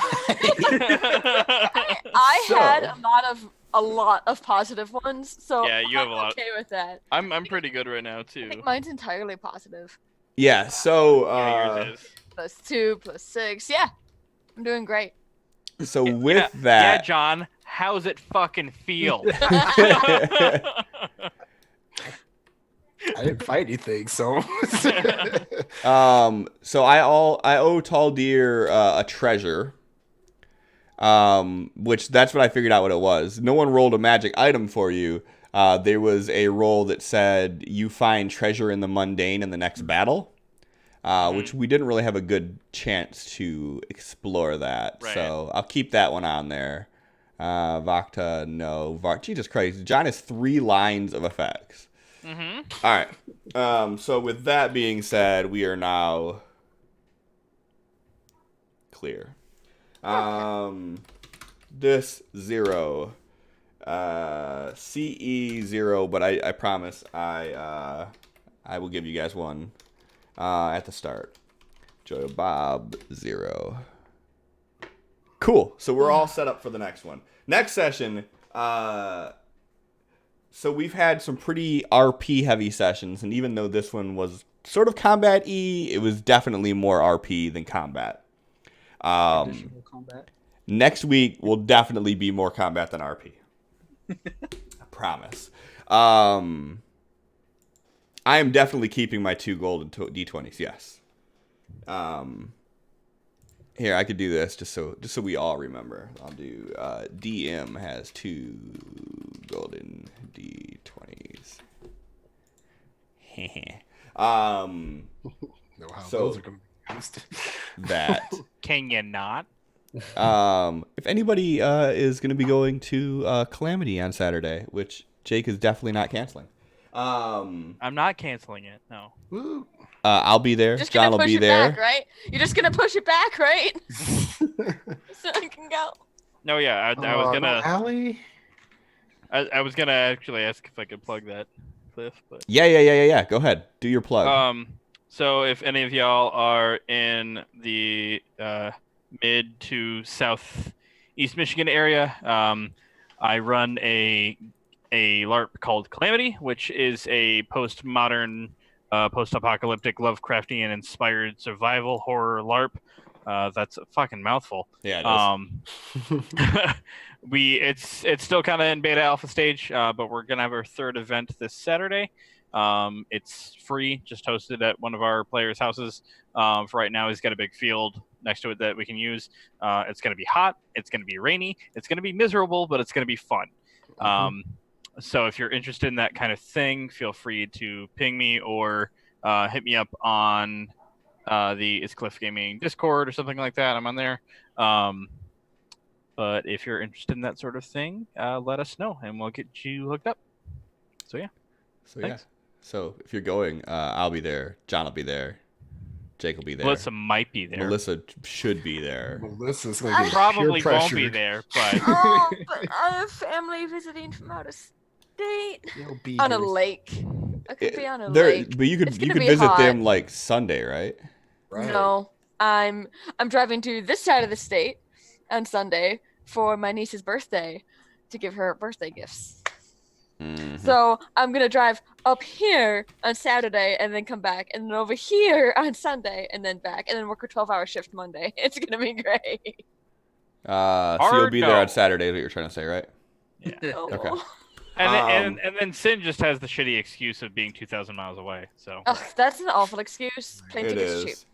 Get a better excuse than like you got to go to your niece's birthday party. oh, Yeah. I'm so, the favorite aunt, so fuck off. So yeah, so that'll be happening. We don't have a title for tonight's episode. So it'll raid be- on Durian. Siege of Durian. Siege of Durian. Yeah. Yeah. I mean, it's simple. I like it. Any other suggestions? Anything like that? Bitch Queen goes down. Wine in the butt? I don't think that accurately would describe what's going on here. And I might mean, confuse yeah. people. The wine isn't in her butt.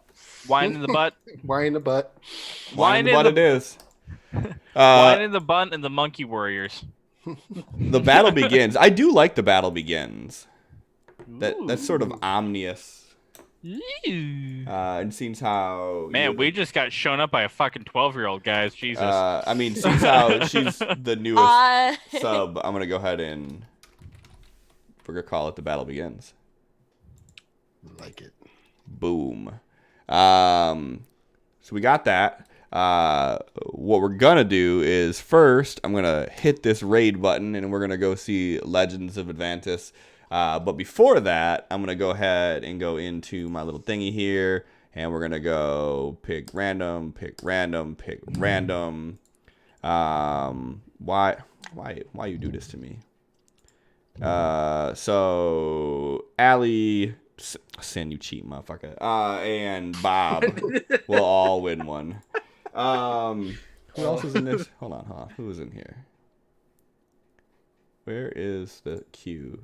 You know what? Everybody gets one. We're gonna Oprah it. Everybody gets one. So thank you guys so much for coming in, hanging out, interacting, torturing the players. We love that. They might not, but I do. Bastard. Oh, tiny little babe. That's all I got, though. So thank you guys So again. tiny. Come out to Calamity if you're in the area and you can. And if not, come back next week and we're going to have a good old-fashioned combat session. So thank you guys. Have a great night. Bye. Peace.